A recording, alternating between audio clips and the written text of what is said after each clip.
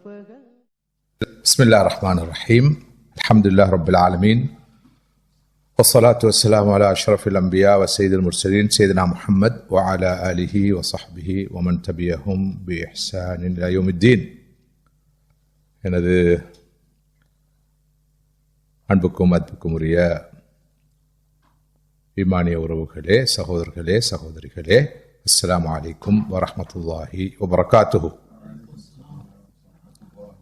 அல்லாஹ்வுடைய கிருபையினால் இந்த ஆண்டும் உங்களையெல்லாம் சந்திப்பதற்கும் உங்களோடு சில ஆன்மீக சிந்தனைகளை பகிர்ந்து கொள்வதற்குமான சந்தர்ப்பம் கிடைத்திருக்கிறது. அல்லாஹ்வுக்கு எல்லா புகழும்.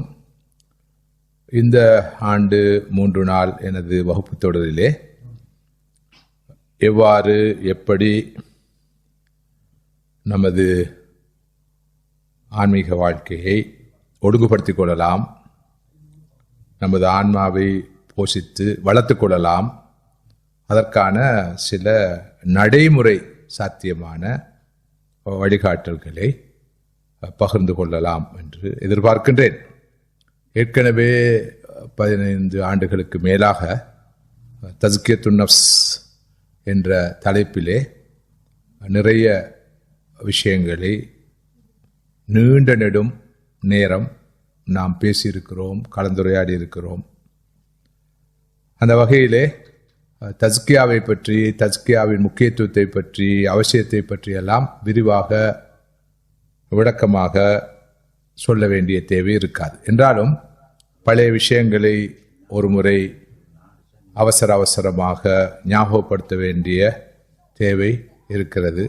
அந்த வகையிலே சில முக்கியமான விஷயங்களை மாத்திரம் ஒரு முன்னுரையாக உங்களோடு பகிர்ந்து கொண்டு இந்த ஆண்டிலே, இந்த வருடத்திலே உங்களோடு நான் பகிர்ந்து கொள்ள விரும்புகின்ற விஷயங்களுக்கு வரலாம்னு நினைக்கிறேன். நாம் கடந்த காலங்களிலே வலியுறுத்திய, விளக்கிய, உங்களோடு பகிர்ந்து கொண்ட முக்கியமான ஒரு விஷயம் இருக்கிறது. அதனை உங்களுக்கு நான் நினைவூட்டுகிறேன். மனிதன் 2 கூறுகளால் ஆனவன். அவனது ஒரு கூறு உடல் என்றால் அடுத்த கூறு அவனது உள்ளம். ஒரு பக்கம் அறிவு என்றால் அடுத்த பக்கம் ஆன்மா. இப்போ மனிதனுக்கு ஒரு பிசிக்கல் பாடி இருப்பது போல் அவனுக்கு ஒரு ஸ்பிரிச்சுவல் பாடி இருக்கிறது. பிசிக்கல் பாடியைத்தான் நாங்கள் ஸ்தூல உடம்பு என்று சொல்கிறோம். அடுத்தது நம்முடைய ஸ்பிரிச்சுவல் பாடி, அதனை நாங்கள் எப்படி அழைக்கிறோம்? சூட்சும உடம்பு என்று அழைக்கிறோம். இப்போ மனிதன் இந்த 2 பாடிஸ், 2 வகையான உடல் கூறுகளை கொண்டவன். இந்த 2 உடலும் கவனிக்கப்பட வேண்டும், போஷிக்கப்பட வேண்டும், வளர்க்கப்பட வேண்டும். அப்போதுதான் அந்த ஒரு சமநிலையான ஆளுமையாக, குர்ஆன் சுன்னாம் எதிர்பார்க்கிற அந்த ஆளுமையாக வர முடியும். உடலையும் பார்க்க வேண்டும், உள்ளத்தையும் பார்க்க வேண்டும், அறிவையும் பார்க்க வேண்டும், ஆன்மாவையும் பார்க்க வேண்டும். இந்த பிசிக்கல் பாடியையும் நாம் கவனிக்க வேண்டும், ஸ்பிரிச்சுவல் பாடியையும் கவனிக்க வேண்டும். ஒப்பீட்டு ரீதியில் கம்பேரட்டிவ்லி நமது இந்த பிசிக்கல் பாடி பெறாத முக்கியத்துவத்தை கண்டிப்பாக கட்டாயமாக நமது ஸ்பிரிச்சுவல் பாடி பெற வேண்டும். இந்த சாதாரண வெளியே தெரிகிற இந்த உடம்பு பெறாத முக்கியத்துவத்தை நமக்குள்ளே இருக்கிற அந்த உடம்பு அல்லது அந்த ஆன்மா கண்டிப்பாக பெற வேண்டும் என்பதை நிறையவே நாம் பேசியிருக்கிறோம், விளக்கியிருக்கிறோம். நீங்களும் புரிந்து வைத்திருக்கிறீர்கள். இந்த உடலை ஒரு வீட்டுக்கு ஒப்பிட்டால் அந்த வீட்டிலே வாழுகின்ற மனிதன் தான் ஆன்மா. ஒரு வீடு அழகாக இருக்கிறது, விசாலமாக இருக்கிறது, வசதியாக இருக்கிறது, எல்லா தேவைகளையும் கொண்டதாக இருக்கிறது. ஆனால் அந்த வீட்டில் வாழ்கிற மனிதன் பலவீனமானவனாக இருந்தால், அவன் நோயாளியாக இருந்தால், அல்லது அவன் செத்து விட்டால், உயிரையே இழந்து விட்டால், அந்த வீட்டுக்கு எந்த ஒரு பெருமதியோ பெருமானமோ இருக்க மாட்டாது. அதே போல ஒருவருடைய உடல் ஆரோக்கியமாக இருக்கிறது, உடல் உறுப்புகள் ஆரோக்கியமாக இருக்கின்றன, அவர் நல்ல பார்வைக்கு அழகானவராக இருக்கிறார், ஆனாலும் அவருடைய ஆத்மா பலவீனமாக இருக்கிறது, நோய்வாய்ப்பட்டு இருக்கிறது என்று சொன்னால் அவர் சுமந்திருக்கிற அந்த உடலுக்கு எந்த பெருமதியோ பெருமானமோ இருக்காது என்று சொல்லலாம்.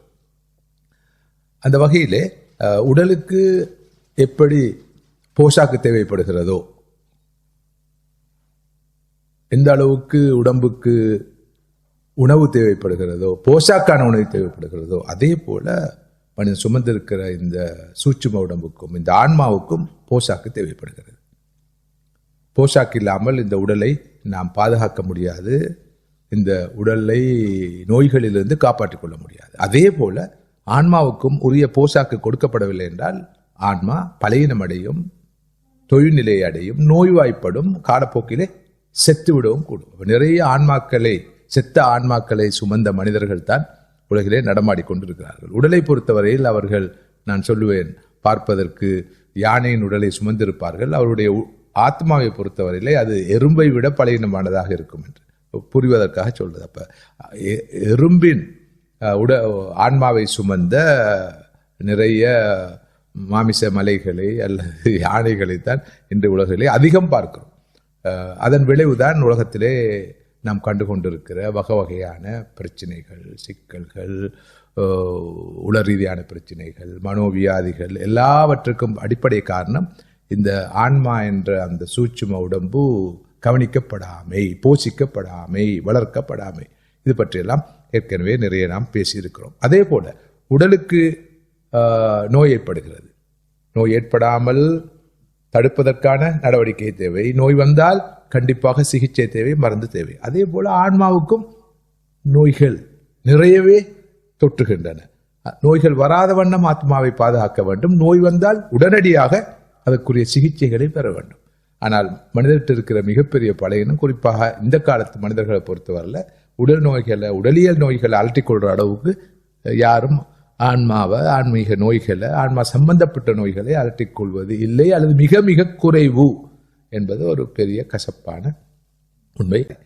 இந்த உள்ளத்தை போஷித்து வளர்க்கும் செயற்பாட்டுக்கு, இந்த உள்ளத்தை, இந்த போஷித்தல் என்ற வார்த்தை பலருக்கு பரிச்சயம் இல்லை என்று சொல்லப்பட்டது. போஷித்தல் என்ற வார்த்தை ஏற்கனவே தெரிந்தவங்க கொஞ்சம் கையொஸ்தலாம். போஷித்தல் அவருக்கு தெரியும், சரிதான். போஷித்தல், அதனால தான் சகோதரர் முபாரக் என்று சொன்னார், இந்த போஷித்தல் என்ற வார்த்தைக்கு பதிலாக வேறொரு வார்த்தையை போடுவோம்னு சொல்லி, பிறகு ஆத்மாவை பரிசுத்தப்படுத்துதல்டா, பரிசுத்தப்படுத்தி வளர்த்து மேம்படுத்துதல். ஆமா, அந்த சொல்ல மாற்றினோம். ஆமாம், போஷாக்கள் அந்த வந்ததுதான் போஷித்தல் என்றால் அதனை வளர்த்து எடுத்தல், நரிஷ்மெண்ட். ஓகே, சரி. அப்போ இந்த ஆத்மாவை தூய்மைப்படுத்தி,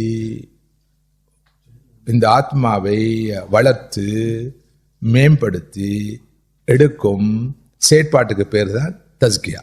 தஸ்கியத்து நப்ஸ். 2 வார்த்தைகள் இருக்கின்றன. ஒன்று தஸ்கியா, அடுத்த நப்ஸ்.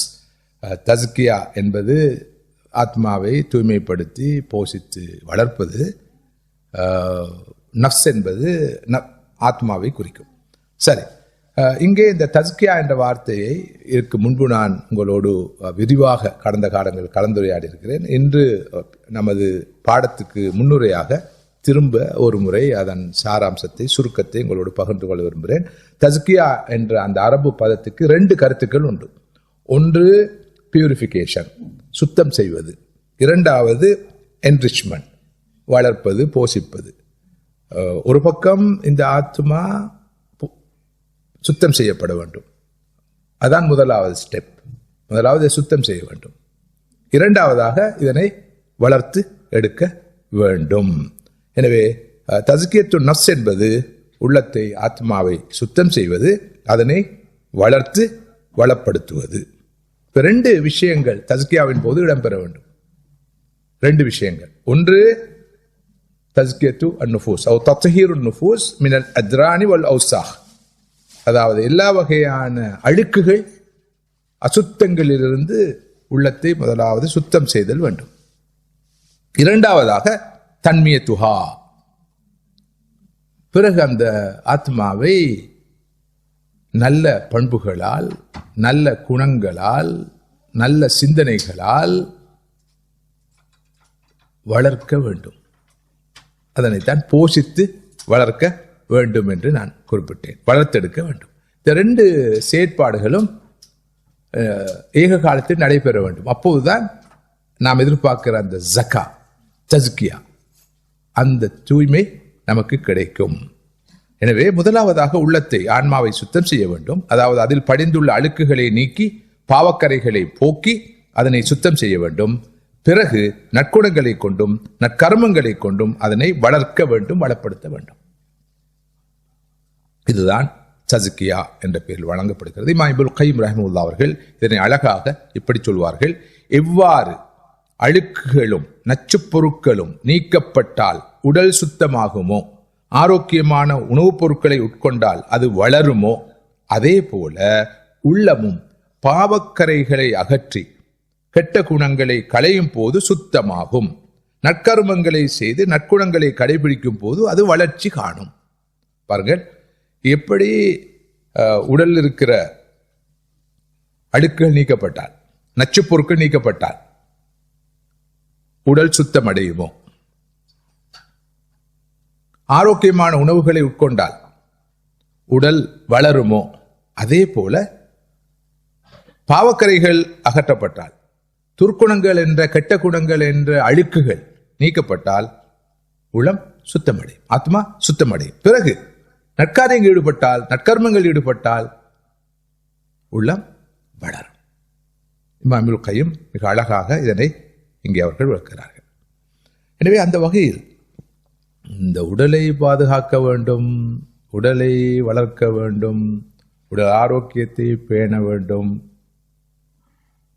உடல் ஆரோக்கியத்தை கெடுக்கக்கூடிய விஷயங்களை தவிர்க்க வேண்டும், நோய் வந்தால் சிகிச்சை பெற வேண்டும் என்ற விஷயங்களை விரிவாக நாம் விளக்க வேண்டிய தேவையில்லை. அதனுடைய முக்கியத்துவத்தை எல்லோரும் நன்கு உணர்ந்தவர்கள். ஆனால் அது பற்றியும் நான் பின்னால் பேச இருக்கிறேன், இந்த ரெண்டையும் தொடர்புபடுத்தி. அதாவது உள ஆரோக்கியம் எந்த அளவு தூரம் முக்கியம் உடல் ஆரோக்கியத்துக்கு, ஆன்மீக ஆரோக்கியம் இந்த அளவு தூரம் இன்றியமையாதது உடல் ஆரோக்கியத்துக்கு என்ற விஷயத்தை பின்னால் விளக்க இருக்கிறேன். அதான் என்னுடைய நடைமுறை விளக்கமாக இன்ஷா அல்லாஹ் அமையும். அதற்கான ஒரு முன்னுரையாக, ஒரு இன்ட்ரடக்ஷனாகத்தான் இன்றைய வகுப்பில் பகிரப்படும் விஷயங்கள் இருக்கும். இமாம் அபு ஹாமித் அல் கசாலி, இமாம் கசாலி ரஹ்மத்துல்லாஹி அவர்கள் இந்த வகையில் தான் சொல்வார்கள்: உள்ளத்தை பரிசுத்தம் செய்வது ஃபர்து ஐன். எப்படி தொழுகை ஃபர்து ஐனோ, ரமதானில் நோன்பு நோட்பது ஃபர்து ஐனோ, வசதி உள்ளவர்கள் ஜகாத் கடமை நிறைவேற்றுவது ஃபர்து ஐனோ, ஹஜ் கடமை நிறைவேற்றுவது ஃபர்து ஐனோ, அதே போல தஸ்கியத்துன் நஃப்ஸ், இந்த ஆத்மாவின் பாவக்கரைகளை படிந்திருக்கிற அழுக்குகளை அகற்றுவதும் நல்ல பண்புகளாலும் நற்கர்மங்களாலும் இந்த ஆத்மாவை வளர்ப்பதும் ஃபர்து ஐன் என்று சொல்வார்கள். எனவேதான் அல் குர்ஆன் இந்த அம்சத்தை எந்த அளவு முக்கியத்துவப்படுத்தி பேசுகிறது என்றால், சுப்ஹானல்லாஹ், 11 விஷயங்களில் சத்தியம் செய்து அல்லாஹ் இதன் அவசியத்தை, முக்கியத்துவத்தை வலியுறுத்துகிறான். அல் குர்ஆனிலே அதிகமான சத்தியங்களை அல்லாஹ் செய்து சொல்லுகிற மிகப்பெரிய உண்மை தான். 11 சத்தியங்கள் அல் குர்ஆனிலே சொல்லப்பட்டு 11 விஷயங்கள் மீது சத்தியம் செய்யப்பட்டு அல்லாஹ் இதன் முக்கியத்துவத்தை சொல்கிறான். வஷம்சி வதுஹாஹா வல் கமரி இதா தலாஹா வன் நஹாரி இதா ஜல்லாஹா வல் லைலி இதா யக்ஷாஹா வஸ்ஸமா வமா பனாஹா வல் அர்தி வமா தஹாஹா வனஃப்ஸின் வமா ஸவ்வாஹா ஃபஅல்ஹமஹா ஃபுஜூரஹா வதக்வாஹா கத் அஃப்லஹ மன் ஸக்காஹா வகத் காப மன் தஸ்ஸாஹா. சூரியன் மீது, பகல் பொழுதின் மீது, சந்திரன் மீது, அது உதிக்கின்ற சந்தர்ப்பத்தில், பகலின் மீது, பகல் பொழுது விடுகிற சந்தர்ப்பத்தில், இரவின் மீது, இருள் சூழ்கிற சந்தர்ப்பத்தில், வானத்தின் மீது, அது கட்டியெழுப்பப்பட்டிருப்பதன் மீது, பூமியின் மீது, அதனை விரித்ததன் மீது, ஆத்மாவின் மீது, அதனை செவைப்படுத்தியவன் மீது, செவைப்படுத்தியதன் மீது, இப்படி போய் அனைத்தின் மீது சத்தியமாக என்று 11 சத்தியங்கள். இப்போ உங்களுக்கு தெரியும், குர்ஆனிலே அல்லாஹ் தஆலா ஒரு விஷயத்துடைய முக்கியத்துவத்தை எடுத்துச் சொல்வதற்காக சத்தியம் செய்வார். ஏதாவது ஒரு படைப்பில், உதாரணமாக யாசீன் வல் குர்ஆனில் ஹக்கீம் வஷம்சி வத்துஹா வல் லைலி இதா சஜா லா அக்ஸிமு பிஹாதல் பலத் வ அன்த ஹில்லு பிஹாதல் பலத். இப்படி குர்ஆனில் அல்லாஹ் சுப்ஹானஹு வ தஆலா பல படைப்புகள் மீது சத்தியம் செய்து சில உண்மைகளை சொல்லுவான். அந்த உண்மைகளுடைய முக்கியத்துவத்தை எடுத்துச் சொல்வதற்காக சத்தியம் செய்வான். ஆனால் 11 சத்தியங்கள் செய்து சொன்ன ஒரு உண்மை இருக்கும்டா இந்த ஒரு உண்மை தான். இது கத் அஃப்லஹ மன் ஸக்காஹா, யார் தனது ஆத்மாவை தஸ்கியா செய்தாரோ, அதாவது சுத்தம் செய்து போஷித்து வளர்த்தாரோ அவர் வெற்றி பெற்றார். யார் இந்த ஆத்மாவை அசுத்தப்படுத்தினாரோ அவர் தோல்வி அடைந்தவர் ஆவார் என்ற இந்த விஷயத்தை அல்லாஹ் சொல்கிறான். எந்த அளவு தூரம் இந்த பக்கமாக நமது கவனம் குவிக்கப்பட வேண்டும் என்பதை இதற்கூடாக புரிந்து கொள்ளலாம். உண்மையிலே சகோதரர்களே சகோதரிகளே, ஒருவர் சுவனம் நுழைய விரும்பினால், அந்த நிலையான சுகத்தை பெற விரும்பினால், அதற்கான வழி தஸ்கியத்து நஃப்ஸை அடைவதுதான். தொழுகை மூலம் சுவனம் செல்லலாம், ஏனைய அமல்களை இபாதத் செய்து சுவனம் செல்லலாம் என்ற ஒரு பார்வை இருக்கிறது. ஆனால் அந்த எல்லா அமல்களுக்கூடாகவும் இவர் தஸ்கியாவை பெற்றிருக்க வேண்டும். என்றால் தஸ்கியாவை பெறுவதுதான் இபாதத்துகள் அமலுடைய நோக்கம். ஒருவர் அமல்கள் இபாதத் செய்கிறார், ஆனால் தஸ்கியாவை பெறல என்று சொன்னால் சுவனனுடைய முடியாது. இது பற்றியும் நாம் விரிவாக கடந்த காலங்களில் விளக்கி இருக்கிறோம். وَأَمَّا مَنْ خَافَ مَقَامَ رَبِّهِ وَنَهَى النَّفْسَ عَنِ الْهَوَى فَإِنَّ الْجَنَّةَ هِيَ الْمَأْوَى. அல்-குர்ஆன் சொல்கிறது, யார் தனது ரப்புடைய சன்னிதானத்தை மகாமை அஞ்சி பயந்து ஹவன் நஃப்ஸ் என்ற ஆசா பாசங்களில் இருந்து தன்னை விலக்கிக் கொண்டாரோ அவர் ஒதுங்கும் இடமாக சொர்க்கம் இருக்கும்.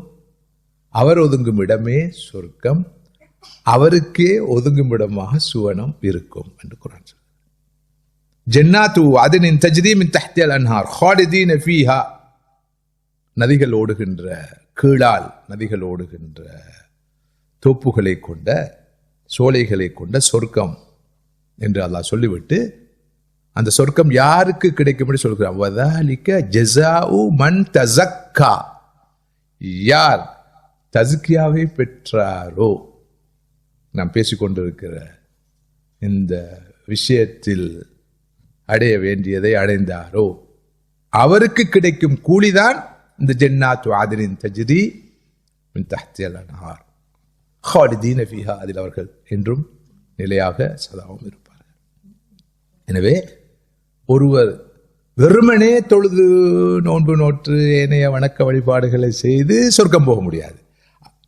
அவற்றின் மூலமாக அவற்றுக்கூடாக அவர் தஸ்கியாவை பெற்று அந்த தூய்மையான நிலையில தான் சொர்க்கம் போக முடியும். இன்னும் தெளிவாக சொல்வதாக இருந்தால், தஸ்கியா பெறாத உள்ளம், இந்த தூய்மை பெறாத உள்ளம், அந்த பக்குவத்தை அடையாத உள்ளம், போஷிக்கப்படாத உள்ளம் சுவனம் நுழையும் பேற்றை பெறாது. என்றால் அசுத்தமான உள்ளத்துக்கு சுத்தமான சொர்க்கத்தில் நுழைய முடியாது.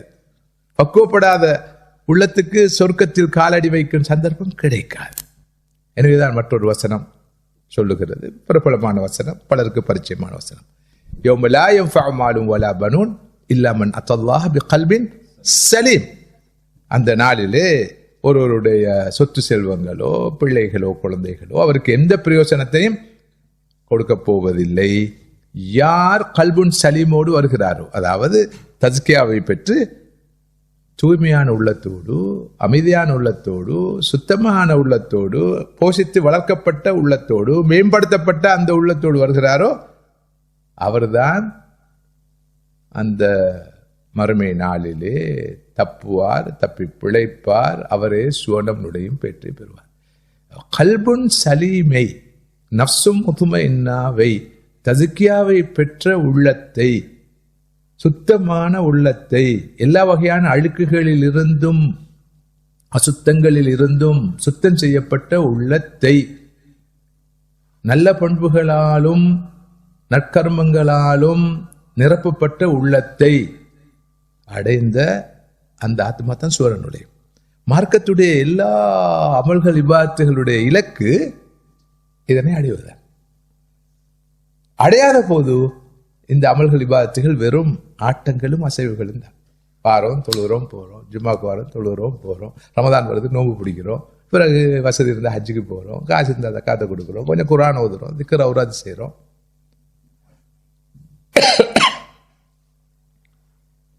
ஆனால் அவற்றுக்கூடாக எதிர்பார்க்கப்படும் அந்த தஸ்கியா கிடைக்கவில்லை என்றால், கல்புன் சலீமா அவர் பெறல் என்று சொன்னால் உண்மையிலே அவர் ஒரு துர்ப்பாக்கியசாலி. எனவே சகோதரர்களே சகோதரிகளே, நமது கவனம் இந்த உடல் சார்ந்த ஆட்ட அசைவுகள் எல்லாம் குவிக்கப்பட வேணும். இங்க குவிக்கப்படணும். இந்த இந்த பிசிக்கல் பாடியில் அல்ல, இந்த ஸ்பிரிச்சுவல் பாடியில் குவிக்கப்படணும். அமளிபாத்துகளிலும் இந்த வெளிப்படையான ஆட்ட அசைவுகள் அல்ல, அவை ஏற்படுத்த வேண்டிய இந்த தஸ்கியாவில் தான் குவிக்கப்படணும். இதனால தான் நாம் அடிக்கடி சொல்லுவோம், பலர் அதை பிழையாக புரிவது உண்டு. மக்கள் மார்க்கம் என்ற பெயரில் இந்த ஃபிக்ஹுல் அஹ்காம தான் அலட்டி கொள்றாங்க. அல் ஃபிக்ஹுல் ஸாஹிர் என்ற இந்த வெளிப்படையான ஃபிக்ஹ், எப்படி செய்வது, எப்படி இருப்பது, எப்படி எழுப்புவது, எப்படி முந்துவது, எப்படி எப்படி எப்படி இந்த வெளிப்படையான ஃபிக்ஹை தான் அதிகம் அலட்டி கொள்கிறார்கள். ஆனா இந்த ஃபிக்ஹ் கூட அதுக்கு எதிர்பார்க்கப்படுகிற ஃபிக்ஹுல் அஹ்லாக், ஃபிக்ஹுல் சுலூக், அல் ஃபிக்ஹுல் பாத்தின், இந்த இனப்பகுதி, இந்த உள்ளார்ந்த பகுதி, அகப்பகுதி, இதுல வர வேண்டிய மாற்றம் பற்றி யாரும் கேள்வி கேட்கறது இல்லை, கேட்கறது ரொம்ப குறைவு. அதை ஏதோ அந்த ஆன்மீகம் மட்டும் விட்டுட்டோம் நாம. அப்ப நாளாந்தம் இந்த இந்த மெக்கானிக்கல் விவகாரங்களை தான் எல்லாரும் பிரச்சனையாக பேசுறது. இது கூடுமா, இது கூடாதா, சுன்னா பிதாண்டு பேசுறதெல்லாம் இந்த உடலியல் ஆட்டாசையோடு சம்பந்தப்பட்ட விஷயங்கள் தான். அவை முக்கியத்துவம் பெறாதவை நான் சொல்லல, ஆனா ஒப்பிட்டு ரீதியில முக்கியத்துவம் குறைந்தவை. இது அட்டைன் பண்ணப்படணும், இது ரொம்ப முக்கியமானது. எனவேதான் சகோதரர்களே, சகோதரிகளே, நமது இந்த கவனம், முழு கவனமும் இந்த நஃப்ஸில குவிக்கப்படும். எல்லா உளநோய்களும் நஃப்ஸிலிருந்து தான் தோன்றுகின்றன, இங்கதான் தோன்றுது. போட்டியாக இருக்கலாம், பொறாமையாக இருக்கலாம், வெறுப்பாக இருக்கலாம், பகைமையாக இருக்கலாம், கோபமாக இருக்கலாம், துவேஷமாக இருக்கலாம், இன்னும் இன்னும் இன்னும் எத்தனை எத்தனை உள நோய்கள் இருக்கின்றனவோ எல்லாம் உள்ளத்தோடு சம்பந்தப்பட்டவை, உடலோடு சம்பந்தப்பட்டவை அல்ல. ஒருவர் எவ்வளவுதான் வெளிப்படையான வணக்க வழிபாடுகளில் தீவிரமாக ஈடுபட்டாலும் அவருடைய உள்ளத்திலே இந்த கெட்ட குணங்கள் குடி இருக்கின்றன என்று சொன்னால் உண்மையில் அவர் கல்புன் சலிமை பெறமாட்டார். விளைவு அவர் சூன நுழையும் பாக்கியத்தை பெறமாட்டார். ஹதீஸில் வருது, நிறைய பேருடைய அமல்கள் ஒரு ஒரு அழுக்கான ஒரு துணி எவ்வாறு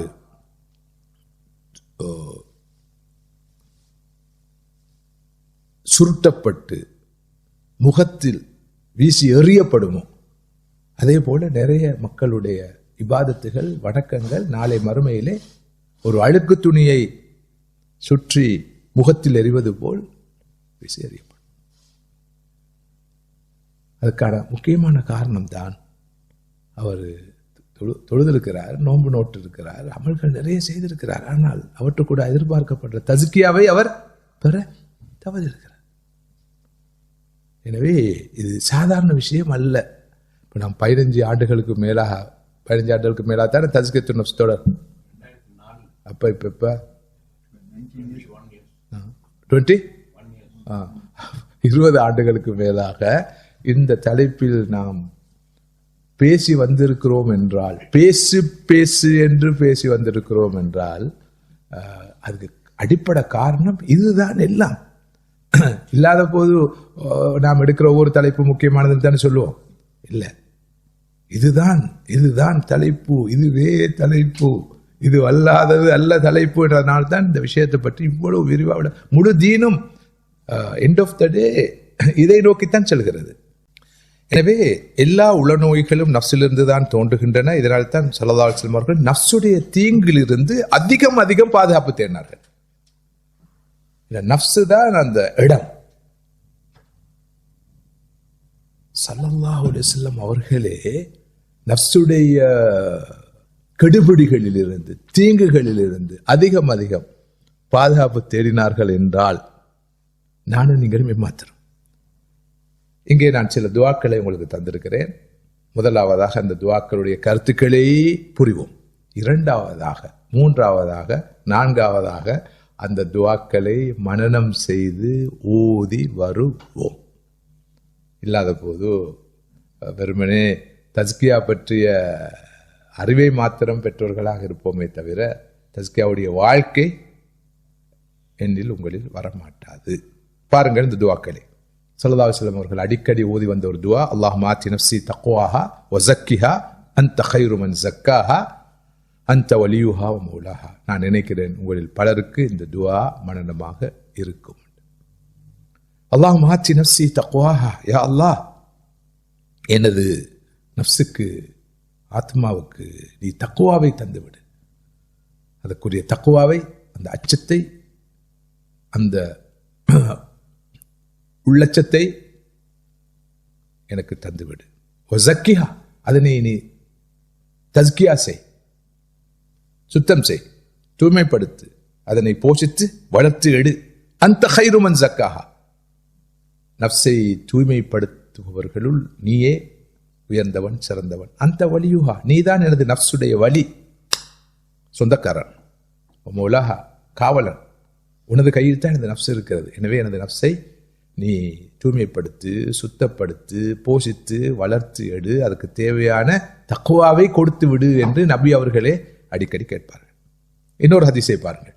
அல்லாஹும்ம அல்ஹிம்னி ருஷ்தி வக்னி ஷர்ர நஃப்ஸி, யா அல்லாஹ் எனக்கு எப்போதும் நீ ருஷ்தை காட்டு, ஒவ்வொரு விஷயத்திலும் எது சரியானதோ அதை காட்டு, ஒவ்வொரு விஷயத்திலும் எனது ஒவ்வொரு எட்டிலும் அடியிலும் எது சரியானதோ அதை காட்டு, காண்பி. வக்னி ஷர்ர நஃப்ஸி, எனது நஃப்ஸுடைய ஷர்ரில் இருந்து, ஷர்ரண்டா என்ன?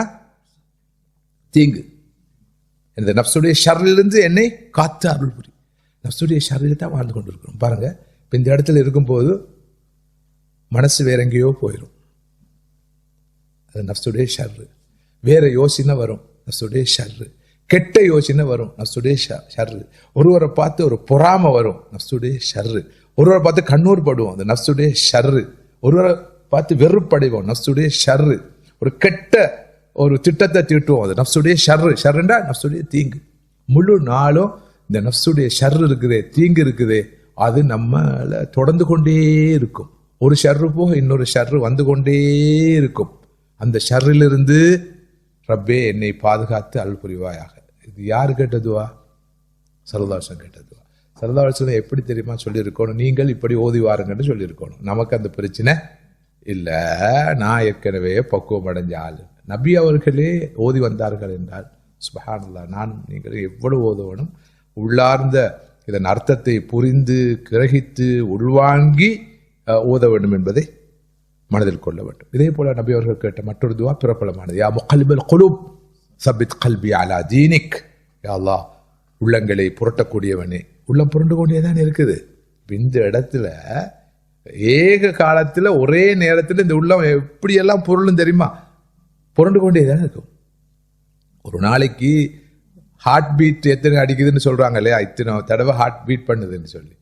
ஹார்ட் பீட் பண்ணுதோ இல்லையோ, இந்த உள்ளம் இந்த நேரமும் புரண்டு கொண்டு தான் இருக்குது. இந்த நிகழ்ச்சிக்கு வரதா இல்லையா, நேரத்தோட வரதா இல்லையா, தாமதமா போறதா இல்லையா, தொடர்ந்து கேட்கறதா இல்லையா, சொல்றதை கேட்கறதா இல்லையா, இன்னொரு விஷயத்தை யோசிக்கிறதா இல்லையா, கொஞ்சம் தூங்குறதா இல்லையா, கேட்டும் கேட்காம இருக்கிறதா இல்லையா, கேட்காமலே இருக்கிறதா இல்லையா, இதெல்லாம் கணப்பொழுதுகள்ல இது நடந்து கொண்டே தான் இருக்குது. இப்போ ஹார்ட் பீட் மாதிரியே எப்படி இருதயம் துடித்து கொண்டு இருக்கிறதோ அதே மாதிரி உள்ளம் புரண்டு கொண்டே தானே இருக்குது. நபி அவர்கள் கேட்ட முக்கியமான துவா, யா முகல்லிபல் குலூப், உள்ளங்களை புரட்டுவனே சபித் கல்பி அலா தீனிக், உனது தீனிலே ஈமானிலே சரியான பாதையிலே எனது உள்ளத்தை நீ நிலைப்படுத்துவாயாக, ஸ்திரப்படுத்துவாயாக. யா முஸரிஃபல் குலூப் சர்ரிஃப் குலூபனா அலா தாஅத்திக், உள்ளங்களை திசை திருப்புவனே, அந்த பக்கமாகவும் இந்த பக்கமாகவும் கொண்டு செல்பவனே, எனது உள்ளத்தை முழுக்க முழுக்க, எங்களது உள்ளங்களை முழுக்க முழுக்க உனது வழிபாட்டிலே நீ திருப்பி விடுவாயாக. நான் நினைக்கிறேன், ஒரு மனிதன் இந்த நிலையை அடைஞ்சிட்டான்டா, அவன் அடைஞ்சிட்டான், அடைய வேண்டியதை அடைஞ்சிட்டானா இறுதி வரைக்கும். நான் நம்பல, நான் நினைக்கல, எதிர்பார்க்கல எந்த மனிதனாலையும் அப்படி ஒரு நிலை அடையலாம். அடைந்தவர்கள் வரலாற்றில் நிறைய பேர் இருந்திருக்கிறார்கள். ஆனால் என்னால் உங்களால் அதை அடைவது கஷ்டமா இருக்கிற காரணத்தினால்தான் தொடர்ந்தேர்ச்சியான இந்த உழைப்பு, இந்த முயற்சி, இந்த தேடல், இந்த பயிற்சி, இந்த தர்பியா, இந்த தஸ்கியா தேவைப்பட்டு கொண்டே இருக்கு. இது நடந்து முடிஞ்ச விஷயம், பேசி முடிஞ்ச விஷயம், பார்த்து முடிஞ்ச விஷயம் என்று சொல்லுவோம். இந்த பாடம் நாளாந்த பாடம், நாளாந்த பாடம், நாளாந்தம் பேசப்பட வேண்டிய, நினைக்கப்பட வேண்டிய, பகிர்ந்து கொள்ள வேண்டிய, சிந்திக்க வேண்டிய, சீதூக்கி பார்க்க வேண்டிய விஷயம். எனவே வேறு வேறு வேறு பாணிகளில், வேறு வேறு பாசைகளில், வார்த்தை பிரயோகங்களில் குர்ஆனை போல நாமும் இதே விஷயத்தை அதிகமாக பேச வேண்டியிருக்கு. சரி, இப்னு கைம் ரஹிமத்துல்லாஹுடைய மற்றொரு மேற்கோள் கவனியுங்கள். நஃப்ஸானது கல்பு அல்லாவை போய் அடைவதற்கு பெரும் தடையாக அமைகின்றது என்பதை ஆன்மீக பாதையில் பயணிக்கும் அனைவரும் போல அவர்களின் ஆன்மீக பாதைகளும் வழிமுறைகளும் வேறுபட்டாலும் ஏகோபித்து ஏற்றுக்கொள்வார்கள். அதாவது மனிதனுடைய கல்பு அல்லாவை போய் அடைவதற்கு மிகப்பெரிய தடையாக இருப்பது அவனுடைய நஃப்ஸு தான். எனவே நஃப்ஸு தான் நமது ஃபோக்கஸாக, இலக்காக அமைதல் இருத்தல் வேண்டும். இந்த நஃப்ஸை அடக்கி கட்டுப்பாட்டு கீழ், கட்டுக்கோப்பின் கீழ் கொண்டு வந்து கல்பை கரை சேர்க்க என்ன வழி என்று பலரும் பல வழிகளை பேசியிருக்கிறார்கள். உங்களுக்கு தெரியும், இந்த தஸ்கியாவுக்கான எத்தனையோ வழிகள், முறைகள், வழிமுறைகள் சொல்லப்பட்டிருக்கின்றன, தரப்பட்டிருக்கின்றன. உங்களுக்கு தெரியும், வித்தியாசமான ஆன்மீக ஸ்கூல்ஸ், பாசறைகள் எல்லாம் இருக்கின்றன. அவ்வாறு அவர்களுக்கு மத்தியில் வேறுபட்ட வழிமுறைகள் இருந்தாலும் எல்லோரும் உடன்படும் விஷயம், அனைவரும் ஏகோபித்து ஏற்றுக்கொள்ற விஷயம்தான் நமது விமோசனத்துக்கு, நமது மீட்சிக்கு, நமது வெற்றிக்கு தடையாக இருப்பது நமது நஃப்ஸ். எனவே இந்த நஃப்ஸை கட்டுப்பாட்டின் கீழ், கட்டுக்கோப்பின் கீழ் கொண்டு வருவதில் தான் நமது ஆன்மீக விமோசனமும் வெற்றியும் தங்கியிருக்கிறது. இதில் எல்லோரும் ஒரே கருத்தில் இருக்கிறார்கள். இன்னும் சொல்வதாக இருந்தால் முஸ்லீம் அல்லாதவர்களும், முஸ்லீம் அல்லாத ஆன்மீக துறை சார்ந்தவர்களும் கூட, எல்லா மதத்தவர்களும் கூட இதில் உடன்படுகிறார்கள். எல்லா பிரச்சனைக்கும் காரணம் இந்த ஆத்துமா தான்.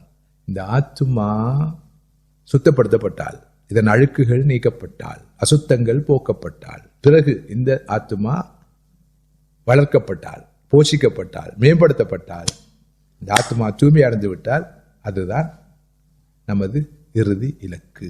அடைந்து விட்டால் சரி, அச்சீவ்ட் என்ற கருத்தில் முழு உலகமும், ஆன்மீக உலகமும் உடன்படுது. ஆனால் அதனை அடைவது எப்படி, அதுக்கான வழிகள் என்ன, முறைகள் என்ன என்பதில் தான் கருத்து வேறுபாடு இருக்கிறது. பாருங்கள், ஆரம்பகால ஒரு மகான் சொல்லுவார், இன்தஹா சஃபரு தாலிபீன இல்ல வஃப்ரி பி அன்ஃபுஸிஹிம். அல்லாஹ்வை நோக்கி பயணிப்பவர்களுடைய பயணம் அவர்கள் தமது நஃப்ஸை வெற்றி கொள்கின்ற போது முடிவடைகிறது. சுப்ஹானல்லாஹ். நானும் நீங்களும் அல்லாஹ்வை நோக்கி பயணித்துக் கொண்டு இருக்கிறோம், விரும்பியோ விரும்பாமலோ அவனை நோக்கி போய்கொண்டு இருக்கிறோம். நாளை மறுநாள், கிட்டிய எதிர்காலத்தில் அல்லது ஒரு நீண்ட எதிர்காலத்தில் நாம் எல்லோரும் அவனை போய் சேர வேண்டும், அடைய வேண்டும். எப்போது ஒருவர் தனது நஃப்ஸை வெற்றி கொண்டு விட்டாரோ, தனது நஃப்ஸை தனது கட்டுப்பாட்டின் கீழ் கொண்டு வந்து விட்டாரோ, அதன் அழுக்குகளை அகற்றி விட்டாரோ, அசுத்தங்களை நீக்கி விட்டாரோ, நற்குணங்களால், நல்ல கர்மங்களால் அதை நிரப்பி விட்டாரோ, அவருடைய பயணம் முற்று பெற்று விட்டது. அதுக்கு மேல பயணம் இல்லை. அவர் அந்த டெஸ்டினேஷனை அடைய வேண்டிய இடத்தை அடைஞ்சிட்டார். அதுதான் இப்ப பார்க்க போறோம். அடுத்த பாடம் அதுதான், மெயின் பாடம் இன்ஷா அல்லாஹ். அந்த நஃப்ஸுடைய தன்மைகள், பண்புகள் என்ன, அப்ப நாம் அடைய வேண்டிய நஃப்ஸ் அடைவதாக இருந்தால் அதுக்குள்ள தன்மைகள் என்ன, அந்த தன்மைகளை படிச்சா தானே அதை நம்ம வாழ்க்கையில கொண்டு வரலாம். அதுதான் இன்ஷா அல்லாஹ் இந்த ஆண்டு வகுப்பு தொடருடைய முக்கியமான இலக்கு. இது முன்னுரை மாத்திரம்தான். சரி, நபி மூசா அலைஹிஸ்ஸலாம் ஃபிரௌன்ட்ட போய் இதைத்தான் கேட்டாங்க.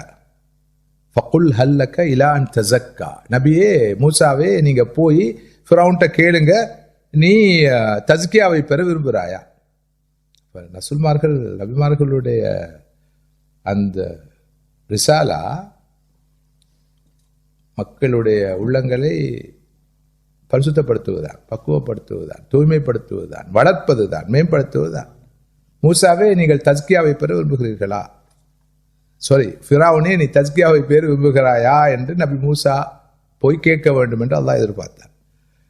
ஏற்கனவே நாம் பல முறை பேசிய ஒரு தலைப்பு தான், தொழுகையாக இருக்கலாம், நோன்பாக இருக்கலாம், ஜகாத்தாக இருக்கலாம், ஹஜ்ஜா இருக்கலாம், ஏனைய திலாவத்துல் குர்ஆன், திக்ர், ஔராத் உட்பட அனைத்து அமல்களுடைய எண்ட் ரிசல்ட் என்ன? தஸ்கியத்துன் நஃப்ஸ் தான். அதை அடைய பெறுவதுதான். அடைய பெறவில்லை என்றால் அந்த அமல்கள், இபாதத்துகள்ல புண்ணியம் குறைவு என்றதை நாம் ஏற்கனவே அறிஞ்சு வச்சிருக்கிறோம். எனவே உள்ளம் சீராக வேண்டும். அல்லாஹ் உள்ளத்தை தான் பார்க்கலாம். அது சம்பந்தமான 2 ஸ்லைட்ஸ் இருக்குது, நீங்கள் பார்த்துக்கோங்க. ஏற்கனவே நம்ம கலந்துரையாடிய விஷயம். ஸோ இப்போ நாம் பிரதானமான இடத்துக்கு வரோம், முக்கியமான இடத்துக்கு வரோம். இதுதான் அது புதிய பாடம், கொஞ்சம் ஃப்ரெஷ்ஷான பாடம் என்று சொல்லலாம். இதற்கு முன்பு ஆங்காங்கே தொட்டு காட்டியிருந்தாலும் இன்றைய வகுப்பு முதல் கொஞ்சம் ஃபோக்கஸாக கவனத்தை குவித்து நாம் பார்க்க போகிறோம். ஏன்னா நீங்கள் என்னமோ கேட்க போகிறோம் சொன்னீங்க.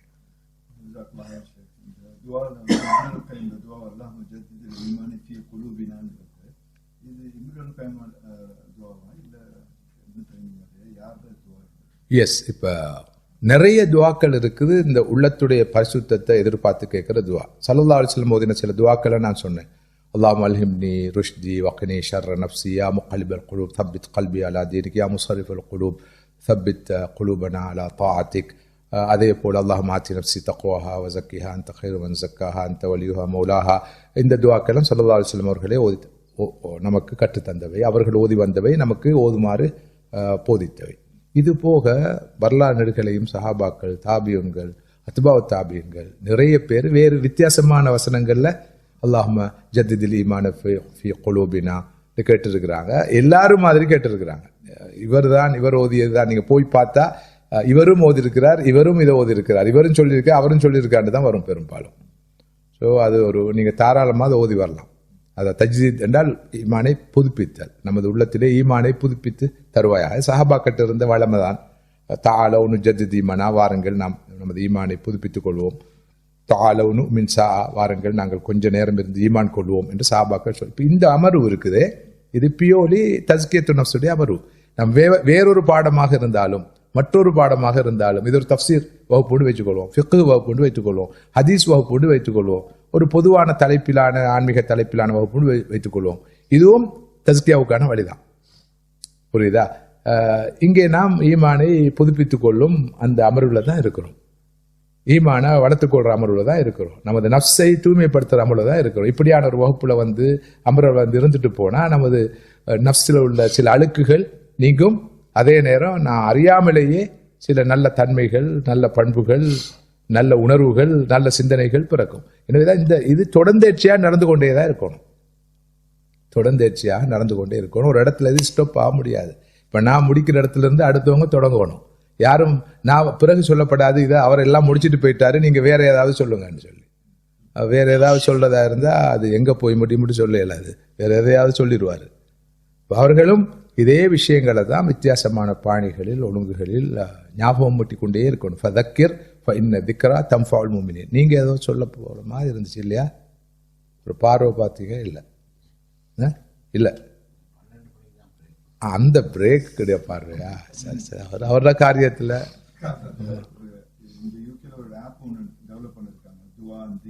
சரி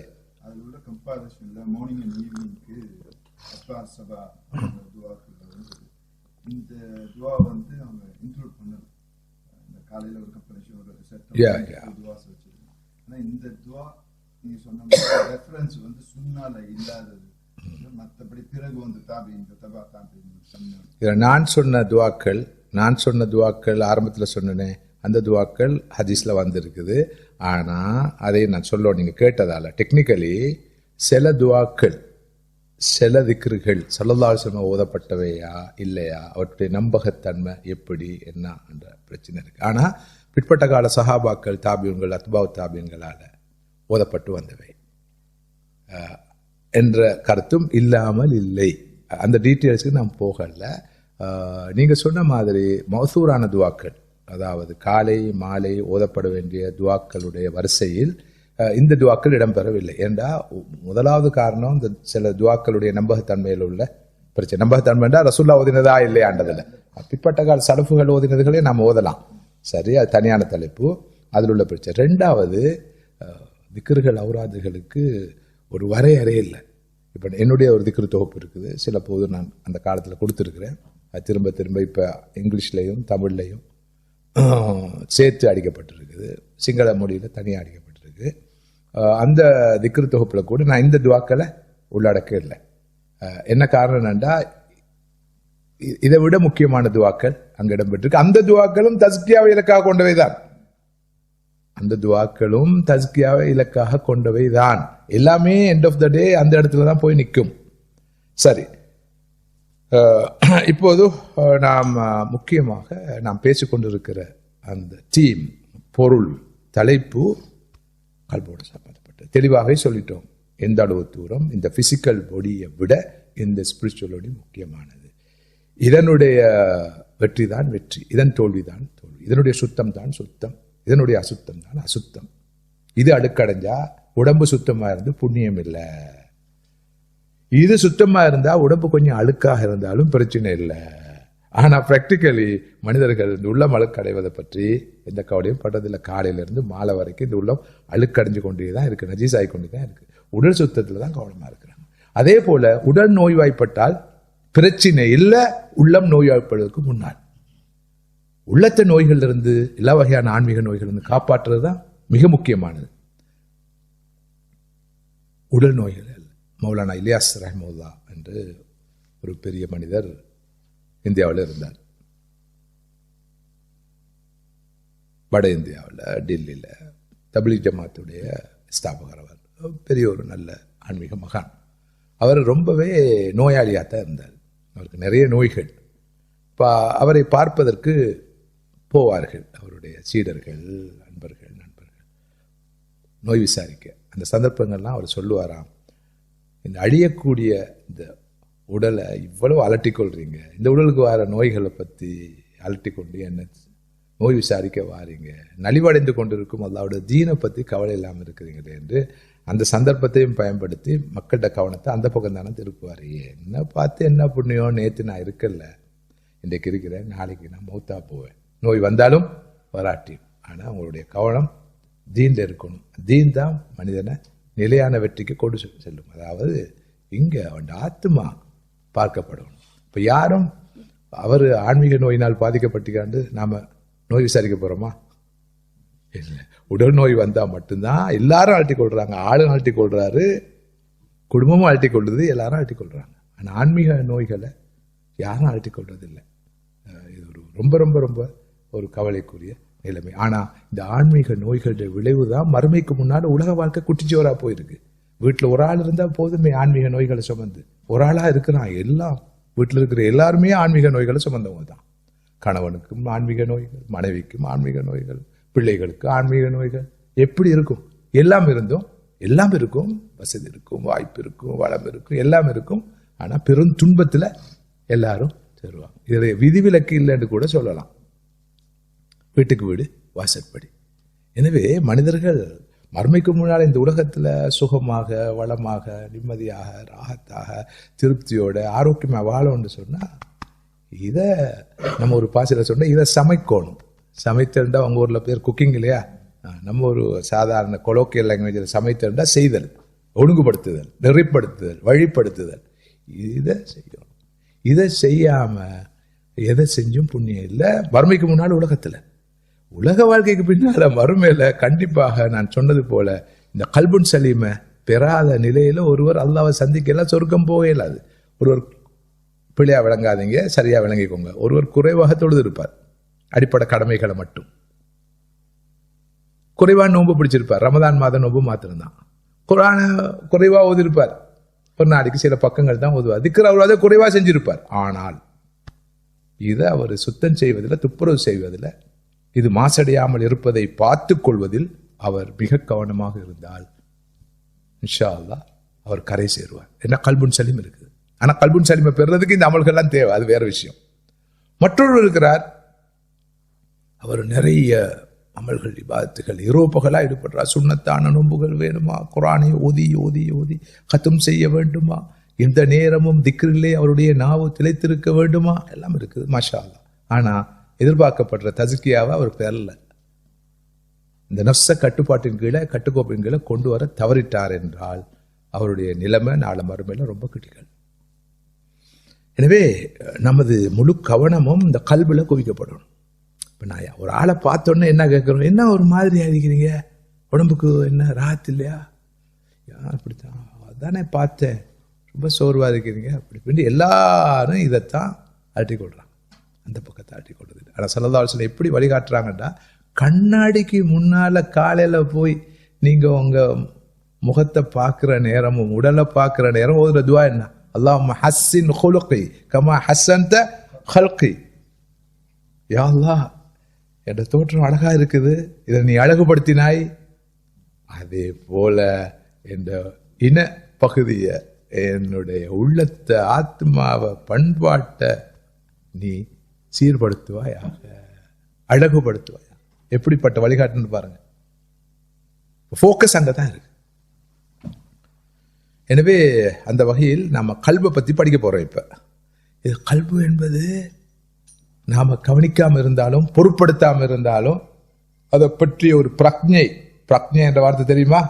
என்ன பிரக்ஞை என்ற தெரியாட்டி கேளுங்க, அது என்ன சொன்னீங்கன்னு கேளுங்க. அது பற்றிய ஒரு விழிப்புணர்வு, ஒரு அவேர்னஸ், இதான் பிரக்ஞை என்று சொல்றது. ஆமா, வடமொழி சொல் தமிழ். ஆமா, தமிழ் தானே. இல்லாத என்ன இப்ப சொல்லிக் கொடுங்க, அந்த சொல்லுக்கு போயிட்டோம். பிரக்ஞை எந்த அளவு இருக்குது? ஒவ்வொரு நாளும் கண் விழித்த உடனே இதையா பார்க்கிறோம் நாம. ஆனா பார்க்க வேணும்ன்றதுக்காகத்தான் கண் விழிக்கும் போதே அல்ஹம்துலில்லாஹி அல்லதி அஹ்யானா பஅதமா அமாத்தனா வ இலைஹி நுஷூர் என்று அந்த நஸ்ஸுடைய ரூஹுடைய நினைவோட தானே கண் விழிக்கணும். அதுக்கு பிறகு ஒவ்வொரு கட்டத்திலையும் அந்த ஆத்மாவோட வாழ்ற வாழ்க்கை தானே நமது ஆன்மீக வாழ்க்கை, இஸ்லாமிய வாழ்க்கை, தீனுடைய வாழ்க்கை. ஆனாலும் அதெல்லாம் ரிச்சுவல்ஸாக மாறிட்டு இப்ப, அல்லது வெறும் சடங்குகளாக, சம்பிரதாயங்களாக, வேலையோட வேலையாக, சோழியோடு சோழியாக, பேச்சோடு பேச்சாகத்தான் திக்ரு செய்யறது. இல்லை, அப்படி அல்ல. அங்கே சிந்தனை குவிக்கப்பட்டு செய்யப்படணும். எனவே இந்த கல்பு பற்றிய அந்த விழிப்புணர்வு குறைவாக இருந்தாலும், நான் என்றால் எனது நஃப்சு தான், நான் என்றால் எனது கல்பு தான், நான் என்றால் எனது ரூஹு தான். நான் பலமுறை சொல்லியிருப்பேன். ஒருவர் எவ்வளவு பெரிய ஜான் பவானாக இருந்தாலும் அவருக்குள்ள அந்த பெருமதி, பெருமானம், மதிப்பு, மரியாதை, அங்கீகாரம் எல்லாம் அவர் சுமந்திருக்கிற அந்த ரூஹுல, நஃப்ஸுல, கல்புல தான். அது இல்ல, அவரு செல்லா காசு. ரூஹு போனா மட்டும்தான் என்னன்னு சொல்றோம், ஜடம், ஜனாசா, சடலம், சாவுன்னு சொல்றோம். சரி, நிறைய பேருக்கு தெரியாது அவர் செத்து ரொம்ப காலம். சிலவன் பிறக்கும் போதே செத்துத்தான் பிறக்கலாம். எது? ஆத்துமா செத்த நிலையில. ஆனா கடைசியா அந்த ரூஹு போகும் இல்லையா, அந்த நேரம் தான் சொல்றோம் ஜனாசாவை. நான் சொல்லுவேன், அஹ்ரினில தான் நாம ஜனாசா வெளிப்போம். அஹ்ரின்னா என்ன? உயர்தினில வெளிக்க மாட்டோம். ஜனாசா வருது, ஜனாசா போகுது, ஜனாசாவை தூக்குங்க, ஜனாசாவை எடுங்க, ஜனாசா வெய்யுங்க, ஜனாசாவை பாருங்க, கேளுங்க. உடனடியே அடுத்த நிமிஷம் பேராசிரியர் பெருந்தகை எல்லாம் பறந்துடும். எது போனா? ரூஹு போனா.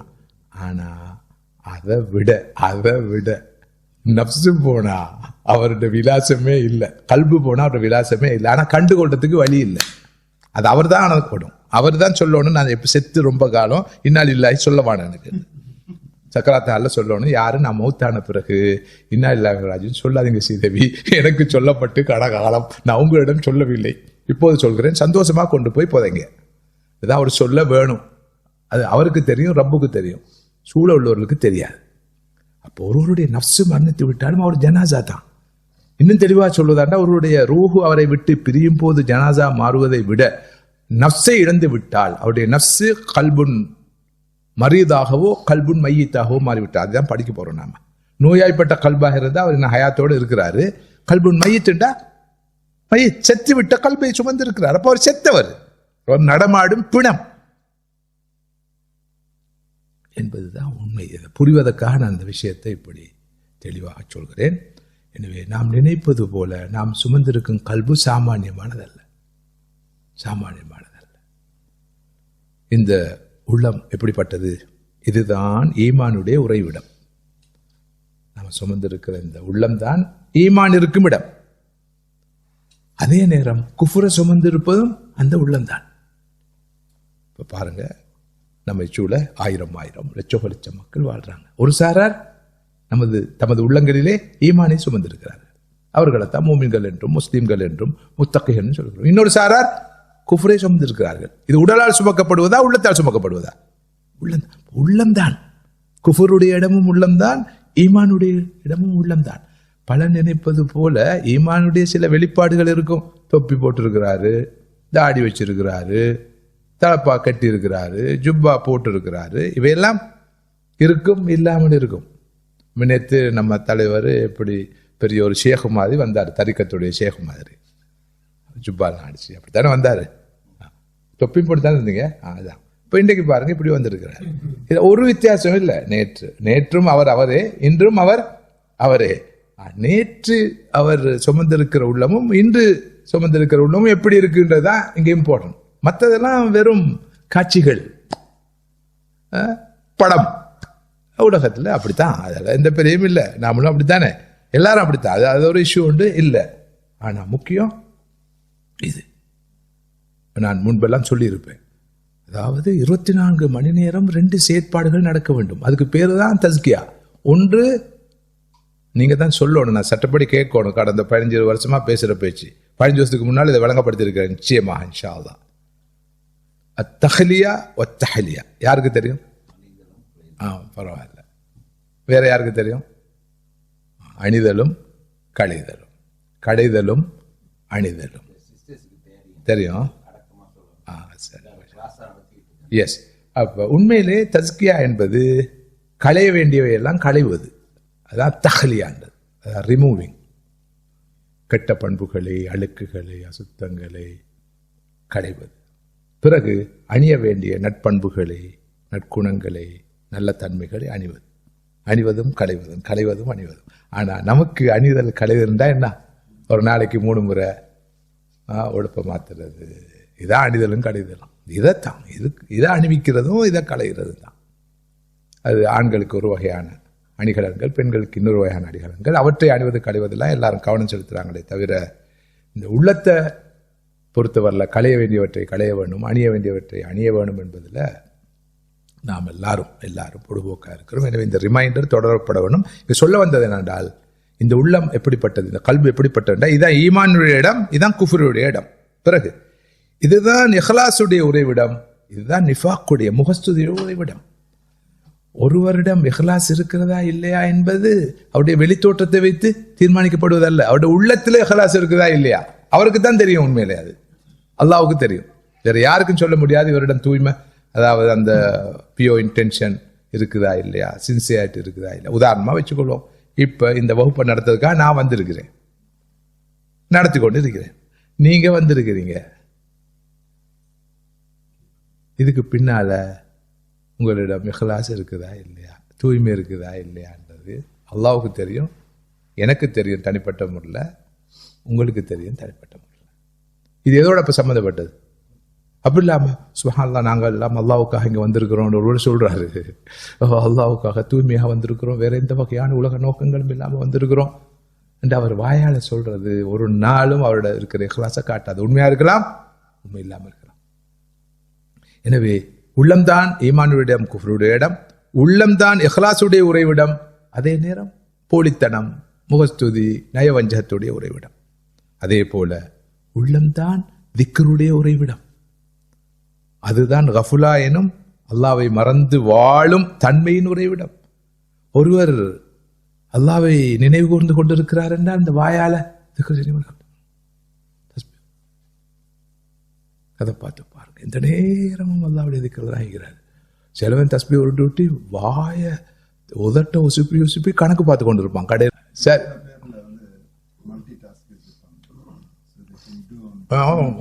தசாவதானி சதாவதானி மாதிரி ஒரே நேரம் டிவியையும் பார்ப்பாங்க, ஃபேஸ்புக்கையும் பார்ப்பாங்க, வாட்ஸ்அப்பையும் பார்ப்பாங்க, திக்ரும் செய்வாங்க. அப்படித்தானே? மாஷா அல்லாஹ், பெரிய மனிதர்கள், ரொம்ப பக்குவம் அடைஞ்சவங்க அவங்க. சாதாரண மனிதர்கள், அவங்களோட தரஜா வேற, நமக்கு அதெல்லாம் அடைய முடியாது, கஷ்டம். சரி, திக்ர் என்பது நாவால் செய்த திக்ர் அல்ல, அது ஒரு வெளிப்பாடு. நாவால் செய்யும் திக்ர் என்பது ஒரு வெளிப்பாடு மாத்திரம்தான்.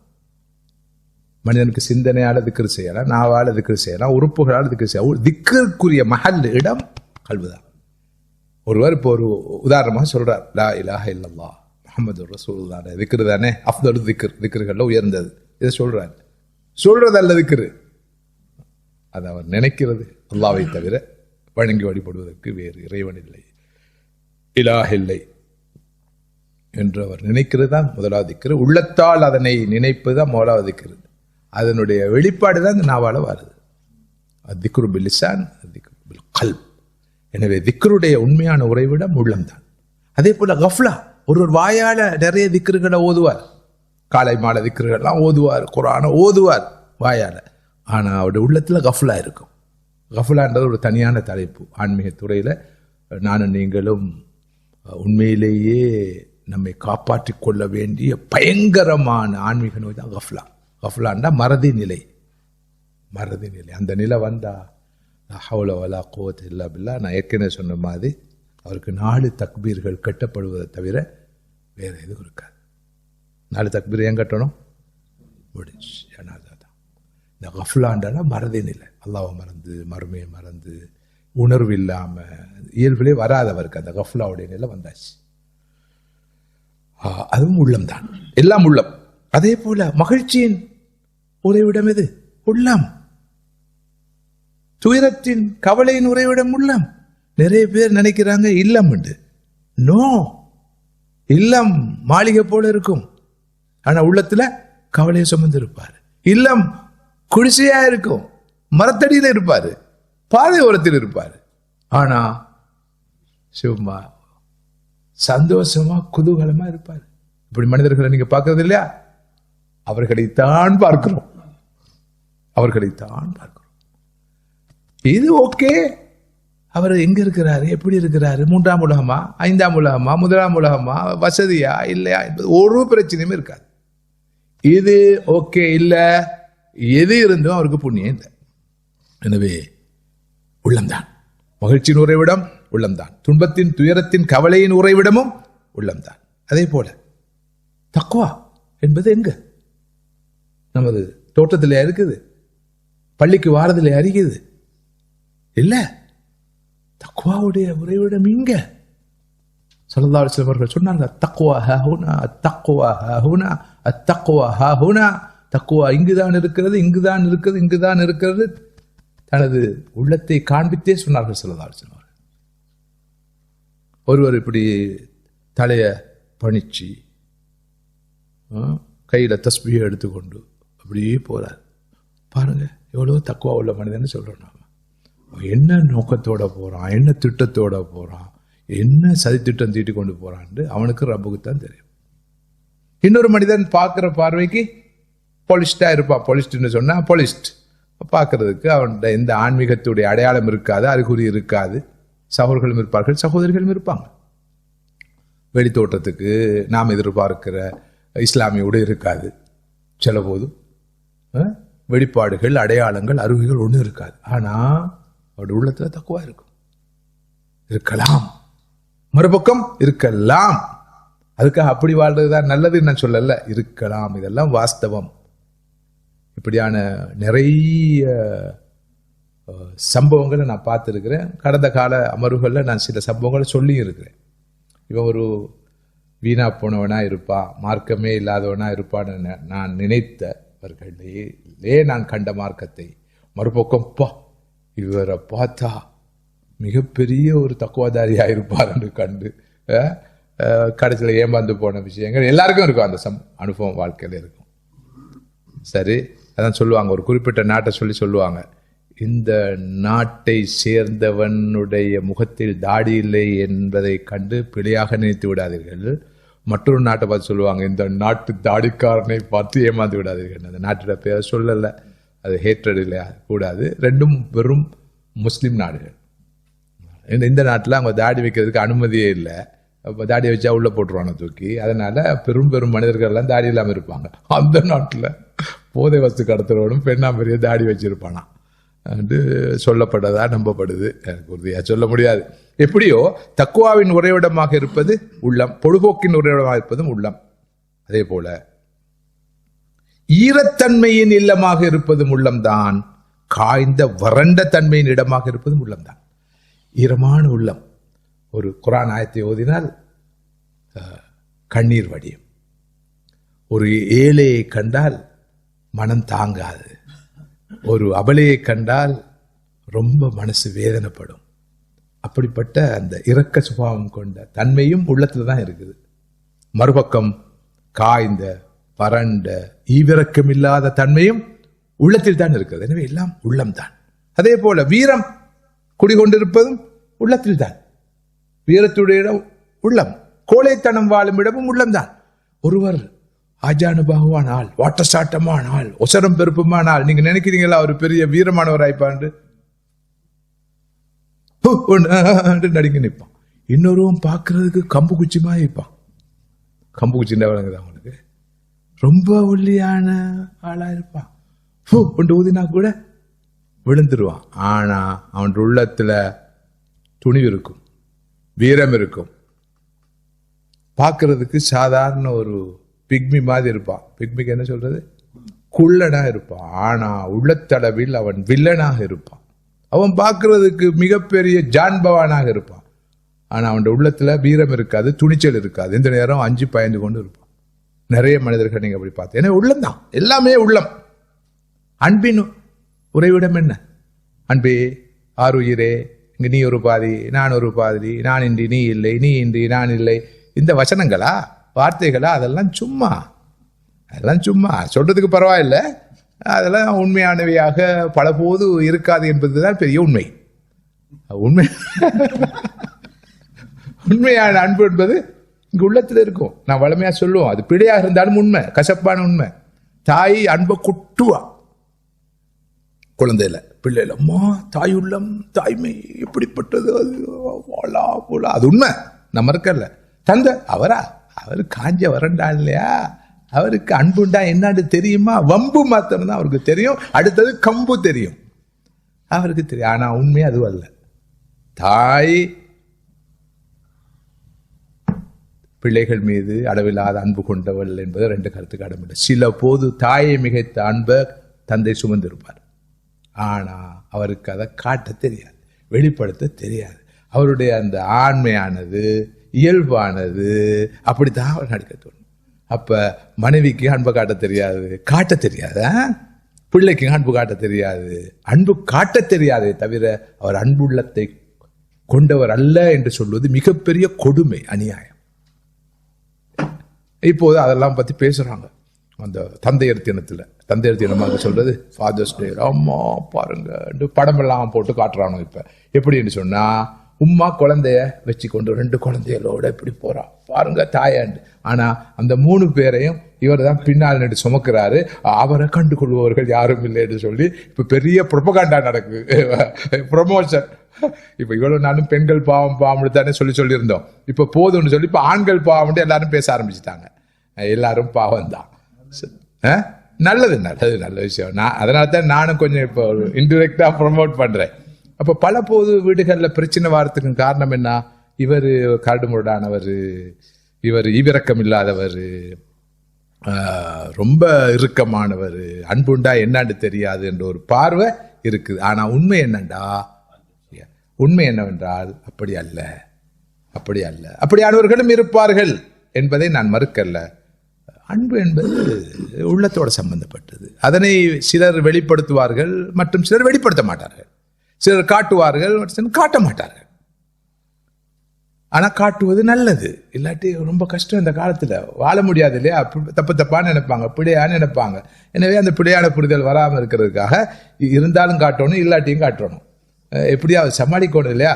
ஆனா அன்பு இருக்கவும் வேணும், அதை முடியுமானவரை காட்ட முயற்சிக்கவும் வேணும். ஆனா ரொம்ப கஷ்டமானதுதான் காட்ட முயற்சிக்கிறது, ரொம்ப கஷ்டமானது.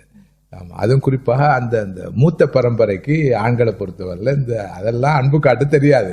அவங்க அவங்களோட அன்பு வெளிப்படும் வேற வகையில், அவங்களோட கரிசனையாக, அக்கறையாக, ஈடுபாடாக, கட்டி பிடிச்சி தழுவி கொஞ்சி, அம்மா தங்கமே உயிரே நீ இல்லாம ஒரு நாள் எனக்கு இருக்க முடியுமாட்டெல்லாம் சொல்ல தெரியாது, வராது. அதுங்களுக்கு அந்த ஜெனரேஷன் அப்படித்தான். இப்போ உள்ள ஜெனரேஷன் அப்படி இல்ல. இப்ப எல்லாரும் நடிகர்களும் நடிகைகளும். ஆமா, அப்போ பார்க்கணும், பேர் எல்லாம் வச்சிருக்கிறானு அதெல்லாம் சொல்ல விரும்பல, தஸ்கே அமர்வு. எப்படி எல்லாம் மனைவியை கூப்பிடுறான்னு தெரியுமா? ஆமா, என்னோட நண்பர் இருக்காரு, லைஃப்னு கூப்பிடுவாரு. என்னடா லைஃப்ன்றாரு?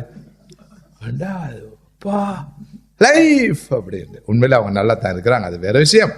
பட் ஸ்டில் எல்லாம் வெளிப்படையா லைஃப் எல்லாம் கூப்பிடணுமா? சரி, அதை விட ரொம்ப ரொம்ப அவங்களோட ஐக்கியத்தை இறுக்கத்தை காட்டுறதுக்கு நிறைய வார்த்தைகள் வசனங்கள்லாம் வந்திருக்கு. ஆனால் அப்படித்தானே அவங்க வாழ்றாங்களான்றதை எனக்கு தெரியாது. எப்படியோ நான் சொல்ல வந்தது அதுவல்ல, அதை பற்றி நான் சார்போ எதிராக பேசவில்லை. உள்ளம்தான் அன்பின் உறைவிடம், வெறுப்பின் உறைவிடம் அதுதான். வெளியில எதையும் காட்டலாம், அவருடைய உள்ளத்துல அன்பு இருக்குதா இல்லையா, அல்லது வெறுப்பத்தான் சுமந்து இருக்கிறாரா, அது உள்ளத்தோடு சம்பந்தப்பட்டது, வார்த்தைகளோடு சம்பந்தப்பட்டதல்ல, வசனங்களோடு சம்பந்தப்பட்டதல்ல. சில போது ஒருவருடைய வெறுப்பான வார்த்தை வெறுப்பை காட்டாது, அவருக்கு இருக்கிற கரிசனையை தான் காட்டும். வாங்க அப்படின்ட்டு போவாரு, அவருக்கு அவ்வளவு இவரோட ஒரு கிருபை இருக்கும், கரிசனை இருக்கும். அந்த அன்பால அவர் சில நேரம் திட்டிட்டு போவார்.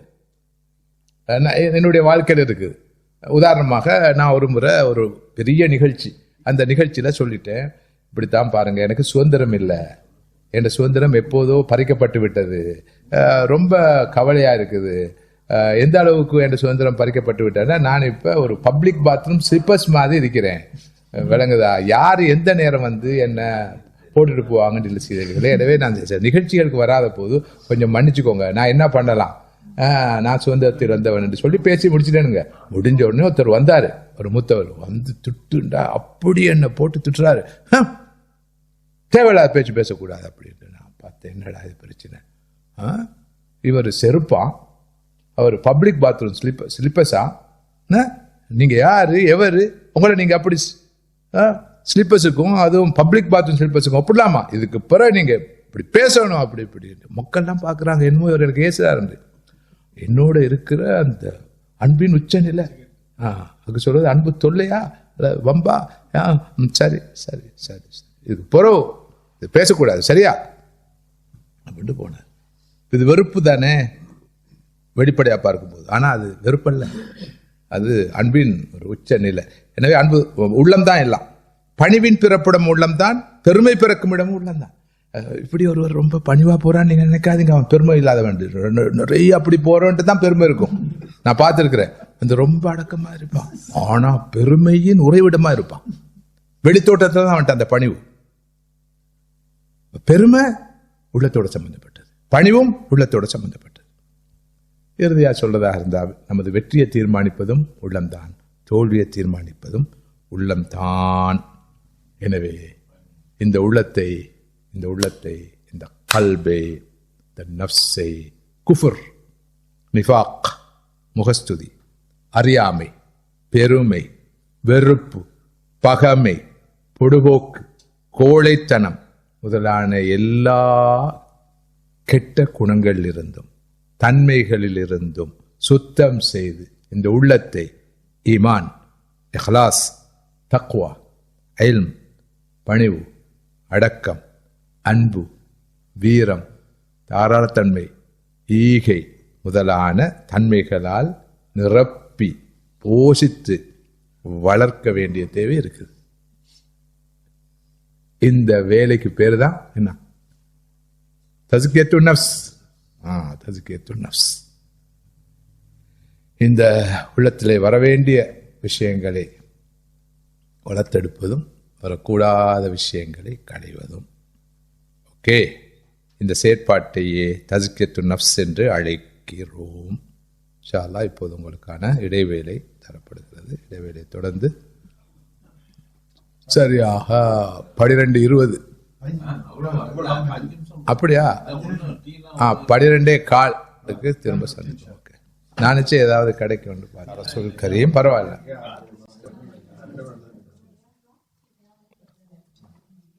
வகுப்பை மீண்டும் ஆரம்பிக்கலாம் என்று எதிர்பார்க்கின்றோம். இதுவரையும் தஸ்கியத்துன் நஃப்ஸுடைய அவசியத்தை, முக்கியத்துவத்தை பற்றி கலந்துரையாடியது போலவே கல்புடைய தன்மைகளை, முக்கியமான அதனுடைய தன்மைகளை கலந்துரையாடி இருக்கிறோம். எந்த அளவு தூரம் நமது வாழ்க்கையில் இந்த உடல் பெறாத முக்கியத்துவத்தை உள்ளம் பெறுகிறது. நமது வாழ்க்கையை தீர்மானிப்பதே அதுதான். மனிதன் என்றால் அவன் சுமந்திருக்கும் அவனது ஆன்மாதான், உள்ளம்தான். என்பதை புரிந்து கொள்ள வேண்டும் என்ற வகையில் தான் அந்த விஷயங்களை உங்களோடு பகிர்ந்து கொண்டோம்.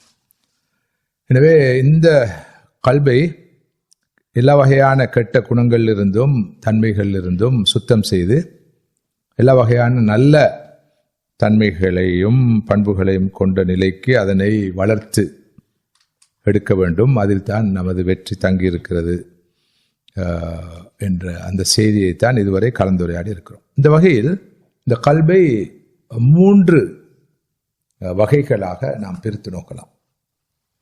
ஒன்று கல்புன் சலீம், ஆரோக்கியமான உள்ளம்.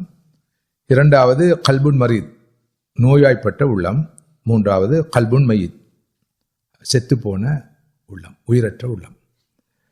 இந்த 3 வகையான உள்ளங்களை பற்றி கடந்த காலங்களில் நம்ம பேசியிருக்கிறோம். அதை போய் நீங்கள் கேட்கலாம், அல்லது பார்க்கலாம், அல்லது மீட்டலாம். ஆமாம். ஆனால் இன்று வித்தியாசமான சில விஷயங்களை இந்த 3 வகையான கல்புகளை பற்றியும் பேசியிருக்கிறோம்.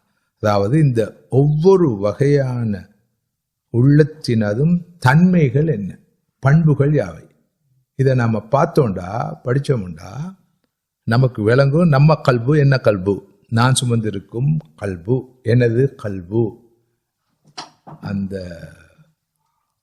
ஆரோக்கியமான கல்புன் சலீம் என்று சொல்லப்படுகிற அந்த கல்பா, அல்லது நோயாய்ப்பட்ட அந்த கல்பா, அல்லது செத்துப்போன அந்த கல்பா என்பதை புரிந்து கொள்ள முடியும்.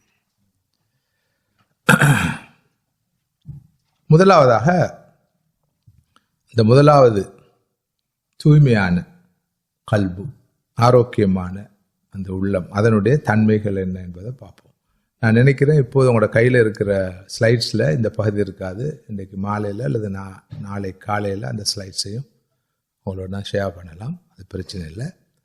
இந்த கல்புன் சலீம் என்று சொல்லப்படுகிற, நமது குர்ஆனும் சுன்னாம் எதிர்பார்க்கிற, அல்லாஹ் ரசூலும் எதிர்பார்க்கிற, ஒருவருக்கு சுவன பாக்கியத்தை பெற்று தரக்கூடிய அந்த கல்புன் சலீமுடைய தன்மைகள் என்ன, பண்புகள் யாவை? வேறு வார்த்தை சொல்வதாக இருந்தால் கல்புன் முத்மஇன் என்று சொல்லுவோம், அமைதி அடைந்த ஆத்மா. குர்ஆன் அந்த வார்த்தையை பயன்படுத்தியிருக்கிறது. இதனுடைய தன்மைகள் என்ன என்பதை நாம் பேசுவோம். கல்புன் சலீமுடைய முதலாவது தன்மை, ஒருவரிடம் கல்புன் சலீம் இருக்கிறது, அவர் கல்புன் சலீமை அடைந்து விட்டார், அவர் சுமந்திருக்கும் கல்பு கல்புன் சலீம் என்பதை காட்டும் முதலாவது தன்மைதான் அந்த உள்ளம் பீஸ்ஃபுல் உள்ளமாக இருக்கும். இந்த சலனம் இல்லாத, சபலம் இல்லாத, குழப்பம் இல்லாத, தடுமாற்றம் இல்லாத, ரொம்ப அமைதியான உள்ளமாக இருக்கும். எந்த ஒரு நிலையிலேயும் அந்த உள்ளம் ஆட்டம் காண மாட்டாது, பதறி அடித்து செயற்படும் ஆளாக அவர் இருக்க மாட்டார். எப்போதும் ஆரவாரம் இல்லாமல் ரொம்ப அமைதியாக இருப்பார். அந்த உள்ளத்தை அவர் பெற்றிருப்பார். உடல் அல்லையே அமைதியாக இருக்கிறது, உடல் அல்லையே பதறாமல் இருக்கிறது, உடல் அல்லையே குழப்பமடையாமல் இருக்கிறது, எல்லாம் உள்ளந்தானே, உள்ளந்தான். இப்போ தூக்கத்தில் நமக்கு பதட்டம் இல்லை, குழப்பம் இல்லை, என்னடா ஆழ்ந்து தூங்குறோம், ஏன்னா உள்ளம் அமைதியாக இருக்குது. அதனால தான் கண் விழிச்சா அந்த உடல் உறுப்புகள் இயங்க ஆரம்பிக்கும் போது தான் எல்லா பிரச்சனையும் அதுக்கு காரணம் உள்ளந்தான். ஸோ ஒருவர் கல்புன் சலீமை பெற்றுட்டார் என்பதற்கான முதலாவது அறிகுறி அவருடைய உள்ளம் அமைதியாக இருக்கும், பீஸ்ஃபுல்லாக இருக்கும். அல்லதீன ஆமனு தத்மஇன்னு குலூபுஹும் பிதிக்ரில்லாஹ் அலா பிதிக்ரில்லாஹி தத்மஇன்னுல் குலூப் யா அய்யுஹன் நஃப்ஸுல் முத்மஇன்னா இர்ஜஇ இலா ரப்பிகி ராதியத்தம் மர்தியா ஃபதுகுலி ஃபீ இபாதி வதுகுலி ஜன்னதி. இந்த 2 குர்ஆன் வசனங்களிலும் இந்த தன்மை விளக்கப்பட்டிருக்குது. எப்போதும் அமைதியாக இருக்கிற ஒரு உள்ளத்தை ஒருவர் பெற்றுட்டா அவர் நாளை மறுமையில் சொர்க்கம் போவார். அதுக்கு முன்னால் உலக வாழ்க்கையே சொர்க்கமாக தானே இருக்கும். பீஸ்ஃபுல் மைண்டுண்டா அவருக்கு சந்தோஷமும் கவலையும் 2 சமம், ஆரோக்கியமும் நோயும் 2 சமம், வாழ்க்கையில் எழுச்சியும் வீழ்ச்சியும் சமம், வற்றுப்பெருக்கு சமம், வரவும் செலவும் சமம், கிடைப்பதும் கிடைக்காமல் இருப்பதும் சமம். கிடைக்கிறது கிடைக்காம போனாலும், கிடைச்சது கையை விட்டு போனாலும் அவர் அலட்டி கொள்றாரு இல்லை. அந்த ஒரு பக்குவத்தை ஒருவர் அடைஞ்சிருந்தா உலக வாழ்க்கையே சொர்க்கமாக தானே இருக்கும். அது இல்லைன்றதானே பிரச்சனை, அது இல்லைன்றதுதான் பிரச்சனை. எனவே ஒருவர் கல்புன் சலீமை அடைந்திருக்கிறார் என்பதற்கான ஆரம்ப அறிகுறியாக இருப்பது அவருடைய உள்ளம் அமைதியான உள்ளமாக இருக்கும்.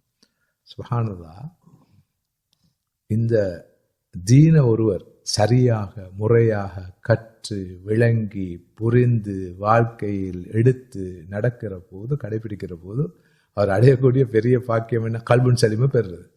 அதை பெற்றுட்டாண்டா உலகத்திலேயும் மாஷா அல்லாஹ் அவர் ஒரு நிறைவான சந்தோஷமான வாழ்க்கை வாழ்வார். நாள மறுமையும் அவருக்கு எல்லா வகையிலும் வெற்றிகரமாக இருக்கும். ஓகே, அடுத்ததாக மற்ற இரண்டாவது அடையாளம், ஒருவர் கல்புன் சலீமை பெற்றிருக்கிறார் என்பதற்கான இரண்டாவது அடையாளம் கல்புன் முனீப், முற்றிலும் அல்லாஹ்வை நோக்கிய இதயம். அவருடைய கால்கள் பூமியில் இருந்தாலும் அவருடைய கல்பு அல்லாஹ்வோட தான் தொடர்பாக இருக்கும். அவர் இருப்பார், வீட்டில் இருப்பார், குடும்பத்தோடு இருப்பார், வாகனத்தில் இருப்பார், பிள்ளைகளோடு இருப்பார், நண்பர்களோடு இருப்பார், எல்லோரோடும் இருப்பார். ஆனால் அவருடைய உள்ளம் எப்போதும் அல்லாஹ்வை நாடிய, அவனை சார்ந்த, அவனை நோக்கிய உள்ளமாக இருக்கும். மன் ஹஷியர் ரஹ்மான் பில் கைப் வஜாஅ பிகல்பின் முனீப் என்று குர்ஆன் சொல்கிறது. அல்லாஹ்வை முற்றிலும் நோக்கிய உள்ளம், சார்ந்த உள்ளம், இது இரண்டாவது தன்மை. இதை பற்றியெல்லாம் விரிவாக படிக்க வேணும். நான் முக்கியமான தன்மைகளை சொல்லிக்கொண்டு போறேன். கல்புன் முத்மைன், அமைதியான உள்ளம் என்ற தலைப்பில் தனியாக நாம் நிறைய பேசணும். பிறகு அல்லாஹ்வை முற்றிலும் நோக்கிய உள்ளம், அதை தனியாக படிக்கணும். உதாரணமாக அன்னை ஆசியா ரலியல்லாஹு அன்ஹா ஃபிரௌனுடைய வீட்டில் இருக்கிறாங்க. ஃபிரௌன் யார்? அன ரப்புக்குமுல் ஆலா என்று தன்னை பிரகடனம் செய்த, நான் தான் உங்களது உயர்ந்த இரட்சகன் என்று பிரகடனம் செய்தவன். அவ்வளவு பயங்கரமான ஒரு வன் காஃபிர். அவருடைய வீட்டில் தான் அந்த பெண் இருக்கிறார். ஆனால் அந்த பெண்ணிடம் இந்த கல்புன் சலீம் இருந்தது. எனவே அவர் ஒரு பக்கம் கல்புன் முத்மைன்ன பெற்றிருந்தார், ரெண்டாவது கல்புன் முனீப். அவள் ஃபிரௌனை பார்க்கல, மாளிகையை பார்க்கல, அவருடைய முழு பார்வையும் அங்கு இருந்தது, அவருடைய ஈடுபாடு அங்கு இருந்தது. கல்புன் முனீப், முற்றிலும் அல்லாஹ்வை நோக்கிய உள்ளம். அதில் விளைவு என்ன? அல்லாஹ்விடம் கேட்ட துவா என்ன? எனக்கு இந்த உலகத்தில் எதுவும் வேணும், ரப்பி பினிலி இந்தக பைத்தன் ஃபில் ஜன்னா, ரப்பே எனக்கு ஓண்ட சொர்க்கத்தில் ஒரு இல்லத்தை தான். ஒன் அண்ட் ஒன்லி எக்ஸ்பெக்டேஷன், ஒரே ஒரு எதிர்பார்ப்பு, உனது சுவனத்தில் எனக்கு நீ ஒரு மாளிகையை, வீட்டை, இல்லத்தை தந்து விடு. ஏன்னா அவரோட பார்வாங்க தான் இருந்துச்சு. இப்போ நானும் நீங்களும் அந்த இடத்துல இருந்தா எப்படி துவா கேட்போம்? யா அல்லாஹ், இந்த ஃபிரௌனுடைய பிடியிலிருந்து காப்பாற்று, இவனுடைய அட்டகாசத்திலிருந்து, அநியாயத்திலிருந்து, அக்கிரமத்திலிருந்து என்னை காப்பாற்று தானே கேட்போம். அதானே இயல்பானது. எனக்கு உலகத்தில் நிம்மதியான வாழ்க்கையை தான், இவரால் பெரிய கஷ்டமா இருக்குது, கெடுபடியா இருக்குது, படாத பாடுபடுத்துறான், என்னையும் விடுறான் இல்லை, ஊராரையும் விடுறான் இல்லை, நாட்டையும் விடுறான் இல்லை, யாரையும் விடுறான் இல்லை. ரப்பே இவன் அழி, நாசமாக்கு, இல்லாட்டி இவனை திருத்து, இல்லாட்டி இவன்ல இருந்து என்ன காப்பாட்டு. அப்படி ஒன்றும் கேட்கல. அவங்க கேட்குறாங்க, ரப்பே உன்னுடைய சொர்க்கத்தில் எனக்கு ஒரு வீட்டை கட்டி தந்து விடு. என்னண்டா அது கல்புன் முனீப், கல்புன் சலீமை பெற்ற உள்ளம் கல்புன் முத்துமைன்னா இருக்கும். இரண்டாவது கல்புன் முனீபா இருக்கும். அடுத்தது மூணாவது அடையாளம் கல்புன் வஜில். இப்போது நான் நீங்களும் யோசிக்க வேணும், ஓரளவாவது இந்த தன்மை இருக்குதா? நான் நினைக்கிறேன் ஓரளவு இருக்கும். அவ்வப்போது மனதில் ஒரு அமைதி இருக்குமா இல்லையா? அப்போ அது கல்புன் சலீமுடைய அடையாளம் தான். உதாரணமாக இப்போ இந்த இடத்துல பெரும்பாலும் கம்பேரிட்டிவ்லி நாம் கல்புன் சலீமோட தான் இருப்போம்னு நான் நினைக்கிறேன். கல்புன் முத்துமைன், இப்போ இந்த இடத்துல நாம் கொஞ்சம் அமைதியாக இருக்கிறோம், பீஸ்ஃபுல்லாக தானே இருக்கிறோம். வெளியே போனால் அந்த பீசஸ் ஆயிரும். வீட்லேயும் அப்படி தான், ரோட்லேயும் அப்படி தான், வேலை தளத்துலையும் அப்படி தான் இருக்கும். அங்கே பீஸ்ஃபுல்லாக இருக்காது, மைண்ட் பீஸ்ஃபுல்லாக இருக்காது, உள்ளம் பீஸ்ஃபுல்லாக இருக்காது. இப்போ இந்த இடத்துல ஒரு பீஸ்ஃபுல் மைண்ட் இருக்குது, இந்த கல்புன் முத்துமைன் இருக்குது. ஆனால் இது தொடர்ந்து இதை தக்க வச்சுக்கொள்ள முடியுமுண்டா, அதுதான் வெற்றி. இதை தொடர்ந்து வச்சுக்கொள்ள முடியுமுண்டா. அதுக்கான வழிமுறை தான் தஸ்கியத்துன் நஃப்ஸ். இரண்டாவது கல்புன் முனீப், நம்ம எங்க இருந்தாலும் அல்லாஹ்வோட தொடர்பட்டு இருக்கிறது, அவனை நோக்கி இருக்கிறது. இரண்டாவது. மூணாவது கல்புன் வஜில், இதுவும் இருக்குதான்னு பார்ப்போம். நம்ம அல்லாஹ்வை நோக்கி இருப்போம் அவ்வப்போது, முழு நேரம் இல்லை, அவ்வப்போது அல்லாஹ்வை நோக்கி இருப்போம். முழு நேரமாக அல்லாஹ்வை நோக்கி எப்படி இருப்பது என்பதை நம்ம படிக்கணும், பார்க்கணும். அடுத்தது கல்புன் வஜில், பயந்து நடுங்கும் உள்ளம். எப்போதும் அல்லாஹ்வை நினைத்து, மறுமையை நினைத்து, நரகத்தை நினைத்து, கபரை நினைத்து, கபருடைய வேதனையை நினைத்து, கபருடைய விசாரணை நினைத்து, மஹ்ஷரை நினைத்து, மஹ்ஷரில் இடம்பெற இருக்கிற ஹிசாப் என்ற விசாரணை நினைத்து அஞ்சுகிற, பயப்படுகிற உள்ளம் ஒருவர்கிட்ட இருக்கு. அந்த உணர்வே இல்லை அவர்கிட்ட. அவருக்கு எந்த அச்சமோ பயமோ நடுக்கமோ இல்லை. எல்லாம் பள்ளிக்கு போகிறான், நானும் பள்ளிக்கு போகிறேன், எல்லாம் தொழுகிறேன், நானும் தொழுகிறேன், எல்லாம் குர்ஆன் ஓதுறேன், நானும் ஓதுறேன். அந்த அமைப்பில் அவர் இருக்கிறாரு. உள்ளத்தில் அவருக்கு ஒரு அச்சம் பயம் இல்லை, நடுக்கம் இல்லைண்டா அவருடைய உள்ளம் எப்படிப்பட்ட உள்ளம்னு பிறகு பார்ப்போம்.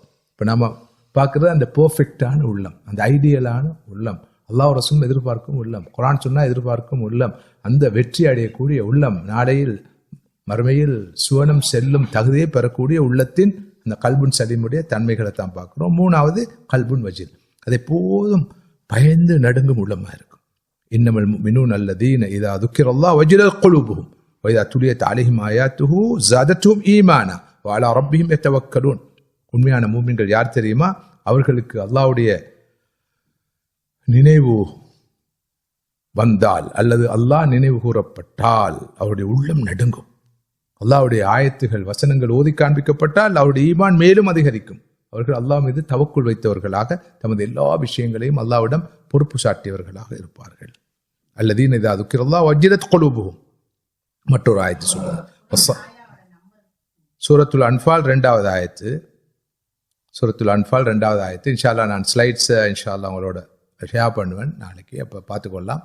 அடுத்தது சூரத்துல் ஹஜ்ஜுடைய 35வது வசனம், பயந்து நடுங்கும் உள்ளம். இது அந்த நாம் எதிர்பார்க்கிற அந்த பெர்ஃபெக்டான உள்ளத்தின், ஐடியல் உள்ளத்தின் 3வது பண்பு தன்மை. இப்போ நாம் யோசிக்கலாம், இது உண்மையிலே இப்படி அல்ல, இந்த வகுப்பை நாம் நடத்தணும் கொஞ்சம் வித்தியாசமாக. இது ஒரு வகையான செமி அகாடமிக்காக தான் போகுது. இது ஒரு அறிவை மட்டும் எதிர்பார்க்குறோம். இதுக்கு அடுத்தது அறிவோட மனப்பாங்கு வரணும், அதோட திறன் வரணும், ஸ்கில் கம்பிட்டன்சி, அடுத்ததாக ப்ராக்டிஸ் வரணும். இப்போ அதுக்கு வேறு சில செயற்பாடுகளில் நாம் உதாரணமாக இப்போ நாம் பார்க்கணும், எனக்கும் உங்களுக்கும் இந்த கல்புன் வஜில் என்ற அல்லாஹ்வை நினைத்து, மறுமையை நினைத்து, அல்லாஹ்வுடைய தண்டனை நினைத்து, நரக நெருப்பை நினைத்து எப்போதும் அஞ்சுகின்ற உள்ளம் வந்துட்டாவே நம்மளோட வாழ்க்கையில் முக்கால்வாசி பிரச்சனை வராது. அந்த பயம் இல்லாதால தானே நாம் ஒரே பிரச்சனை. அந்த பயம் உள்ளவன் எதையும் அலட்டி கொள்ள மாட்டான் இல்லையா? சரி சரி, அதெல்லாம் அவன் மைண்ட் பண்ண போகிறது இல்லை என்று அவன் அங்கே இருக்கிறான்.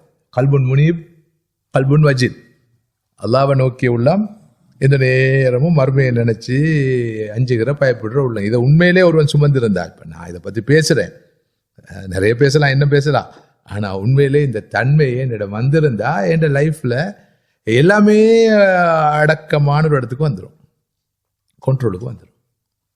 அப்படி இந்த தன்மையை பெற்றவர்கள் தான் ஒரு வீட்டில் இருக்கிறாங்க, ஒரு சமூகத்தில் இருக்கிறாங்கன்னு சொன்னால் அது எப்படிப்பட்ட சமூகம் இருக்குன்னு யோசிச்சு பாருங்க.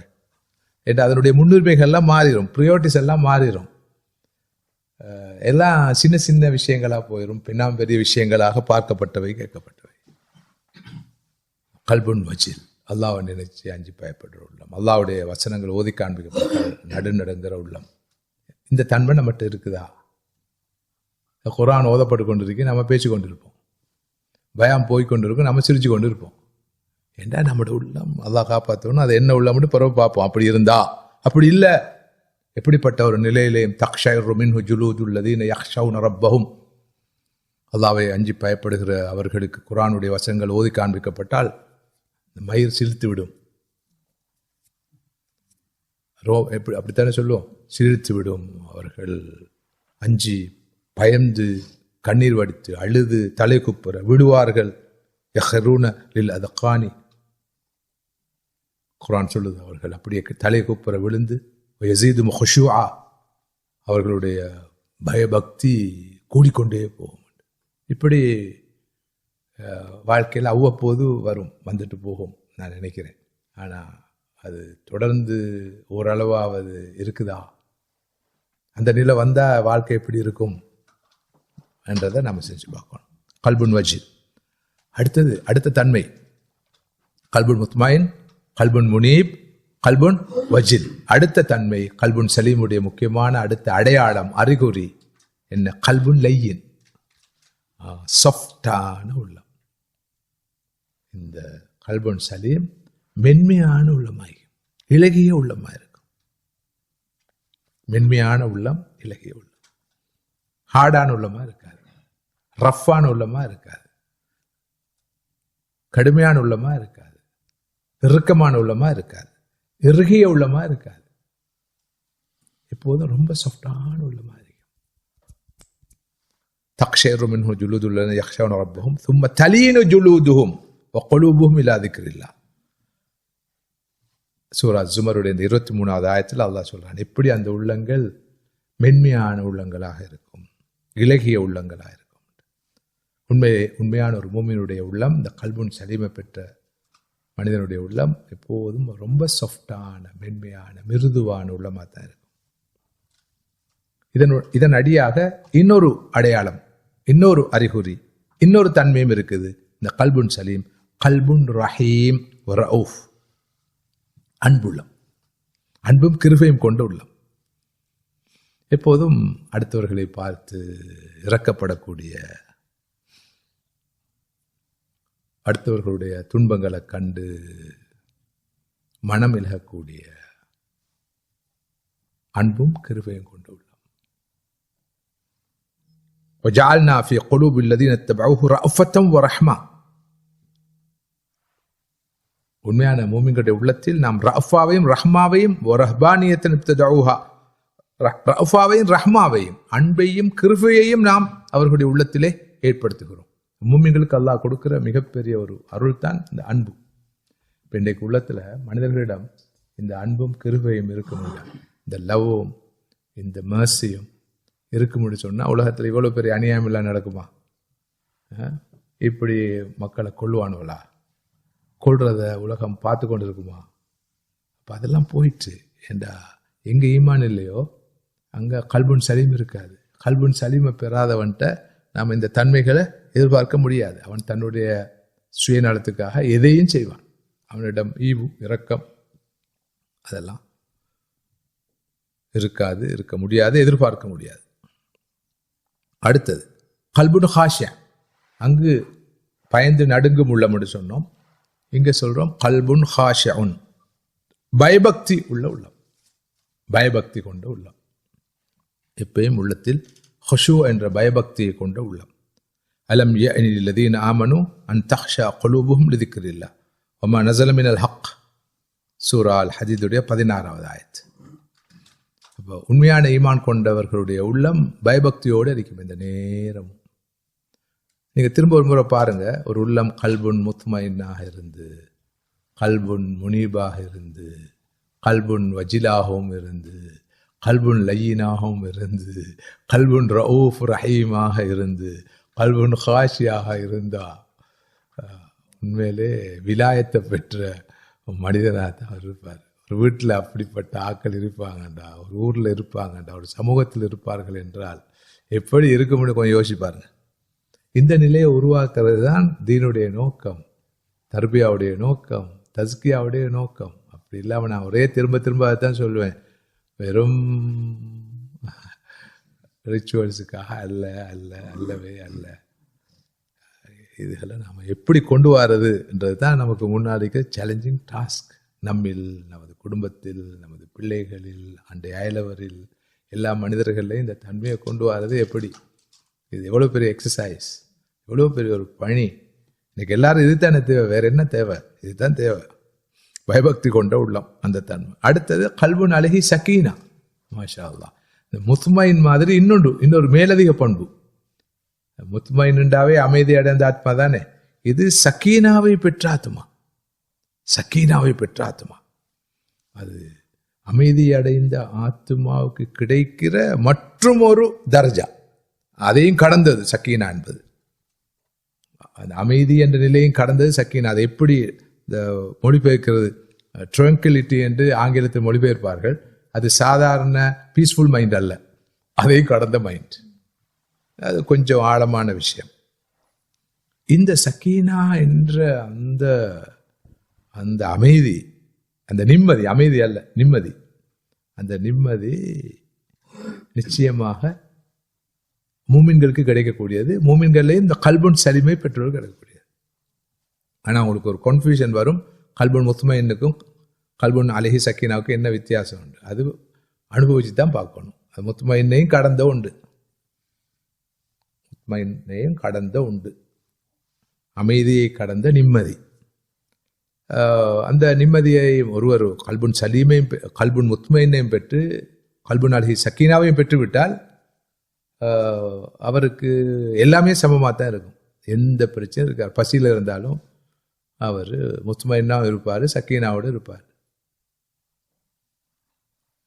மிகப்பெரிய ஒரு யுத்த களத்தில் இருந்தாலும் அப்படித்தான் இருப்பார், போர்க்களத்தில் இருந்தாலும் அப்படித்தான் இருப்பார், ரச்சம் சூழ்ந்த நிலையும் அப்படித்தான் இருப்பார், மிகப்பெரிய இழப்புக்கு முன்னாலே அப்படித்தான் இருப்பார். ரெண்டாவது கல்புன் முத்மைனும் இருக்குது, கல்புன் அலைஹி சக்கீனாவும் இருக்குது. இந்த சக்கீனாவை அல்லாஹ் முஃமின்களுக்கு மட்டுமே தான் கொடுப்பான். சூரா அல் ஃபத்ஹுடைய இந்த 10வது ஆயத்தை நீங்க பார்க்கலாம். வல்லதி அன்ஸல ஸக்கீனத ஃபீ குலூபில் முஃமினீன் லியஸ்தாது ஈமானன் மா ஈமானிஹிம் வலில்லாஹி ஜுனூதுஸ் ஸமாவாத்தி வல் அர்த் வகான அல்லாஹு அலீமன் ஹகீமா. இன்னும் பல ஆயத்துகளும் இருக்கு. நான் ஏற்கனவே சில அமர்வுகளை சொல்லியிருக்கிறேன். ஆயாத்து சக்கீனா, சக்கீனாவை பற்றி பேசுகிற ஆயத்துகள் காலையும் மாலையும் வாழ்க்கையில் கஷ்ட நஷ்டங்களுக்கு, துன்பங்களுக்கு, துயரங்களுக்கு முகம் கொடுப்பவர்கள் ஓதி வர வேண்டும் என்று அந்த ஆயத்துகளை நான் முன்பு தந்திருக்கிறேன். திரும்ப திரும்ப கேட்கக்கூடாது. 2-3 முறை தந்திருக்கிறேன். திரும்ப திரும்ப கேட்டால் ஏண்ட சக்கீனா போயிடும். சரி, அது சொல்லுங்களேன், திரும்ப ஒரு முறை சொல்லுங்களேன் அப்படின்ட்டு அது தேடி பாருங்கள். ஆயாத்து சக்கீனா இமாம் இப்னு தைமியா ரஹ்மத்துல்லாஹ் அவரோட வாழ்க்கையில் சிறைவாசம் அனுபவித்தவர். அதன் காரணத்தினால சில போது அவருக்கு ஒரு வகையான மன இறுக்கம், மன அமைதியின்மை, கவலை வரும்போது இந்த ஆயாத்து சக்கீனாவை தொடர்ந்து அவர்கள் ஓதுவார்கள் என்று பார்க்கிறோம் குர்ஆன்ல வர வசனங்கள். சரி, அடுத்தது இந்த கல்புன் சலீமுடைய மற்றும் ஒரு முக்கியமான அடையாளம், அது கல்புன் கவி, பலமான உள்ளமாக இருக்கும்.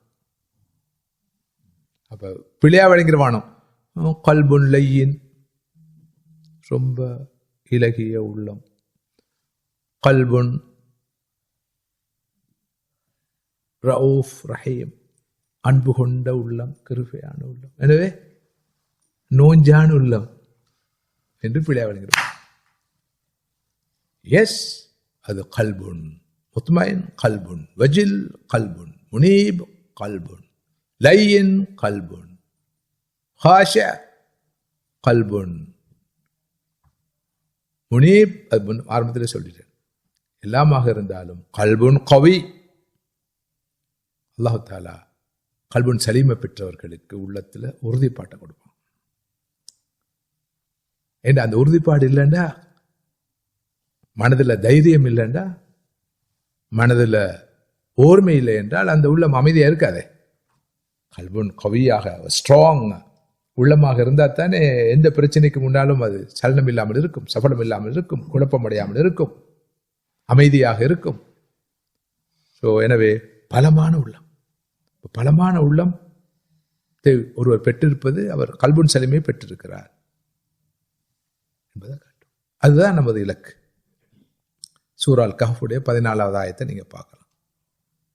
அடுத்த கல்புன் முஹ்பித், இது ஹம்பிள் உள்ளம், ஹம்பிளான, முற்றிலும் அல்லாஹ்வுக்கு வழிபட்டு ரொம்ப பணிவோடு நடந்து கொள்ளும் உள்ளம்.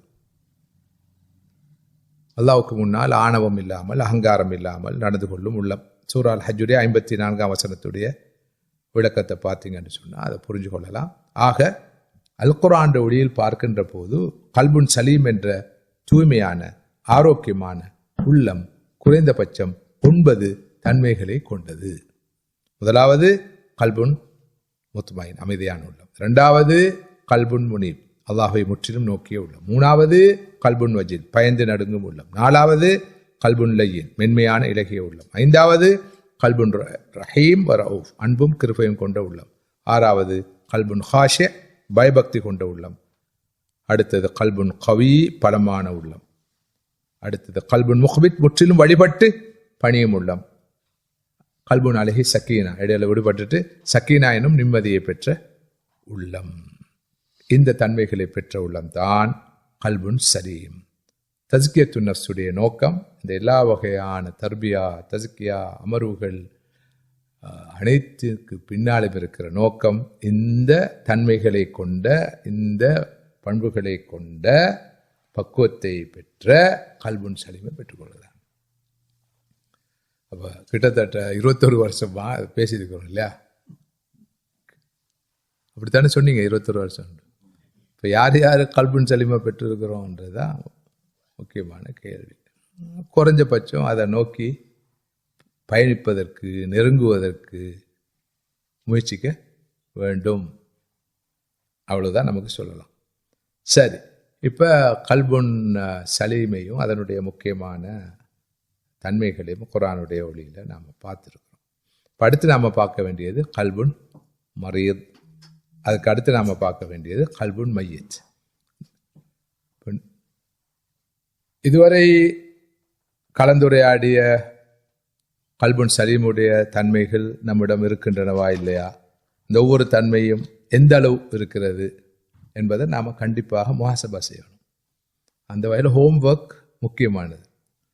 இதை முடிச்சு போட்டு அல்ஹம்துலில்லாஹ் பைத்தாச்சு, பயான் கேட்டாச்சு, வகுப்பில் கலந்து கொண்டாச்சு, இப்போ மறுவா இறங்கும்னு சொன்னால் இது அர்த்தம் இல்லை. இப்போ ரொம்ப முக்கியமானது ஹோம் ஒர்க். ஒவ்வொருவரும் தனிப்பட்ட முறையில் இருந்து நான் கல்புன் சலீமை அடைய வேணும்.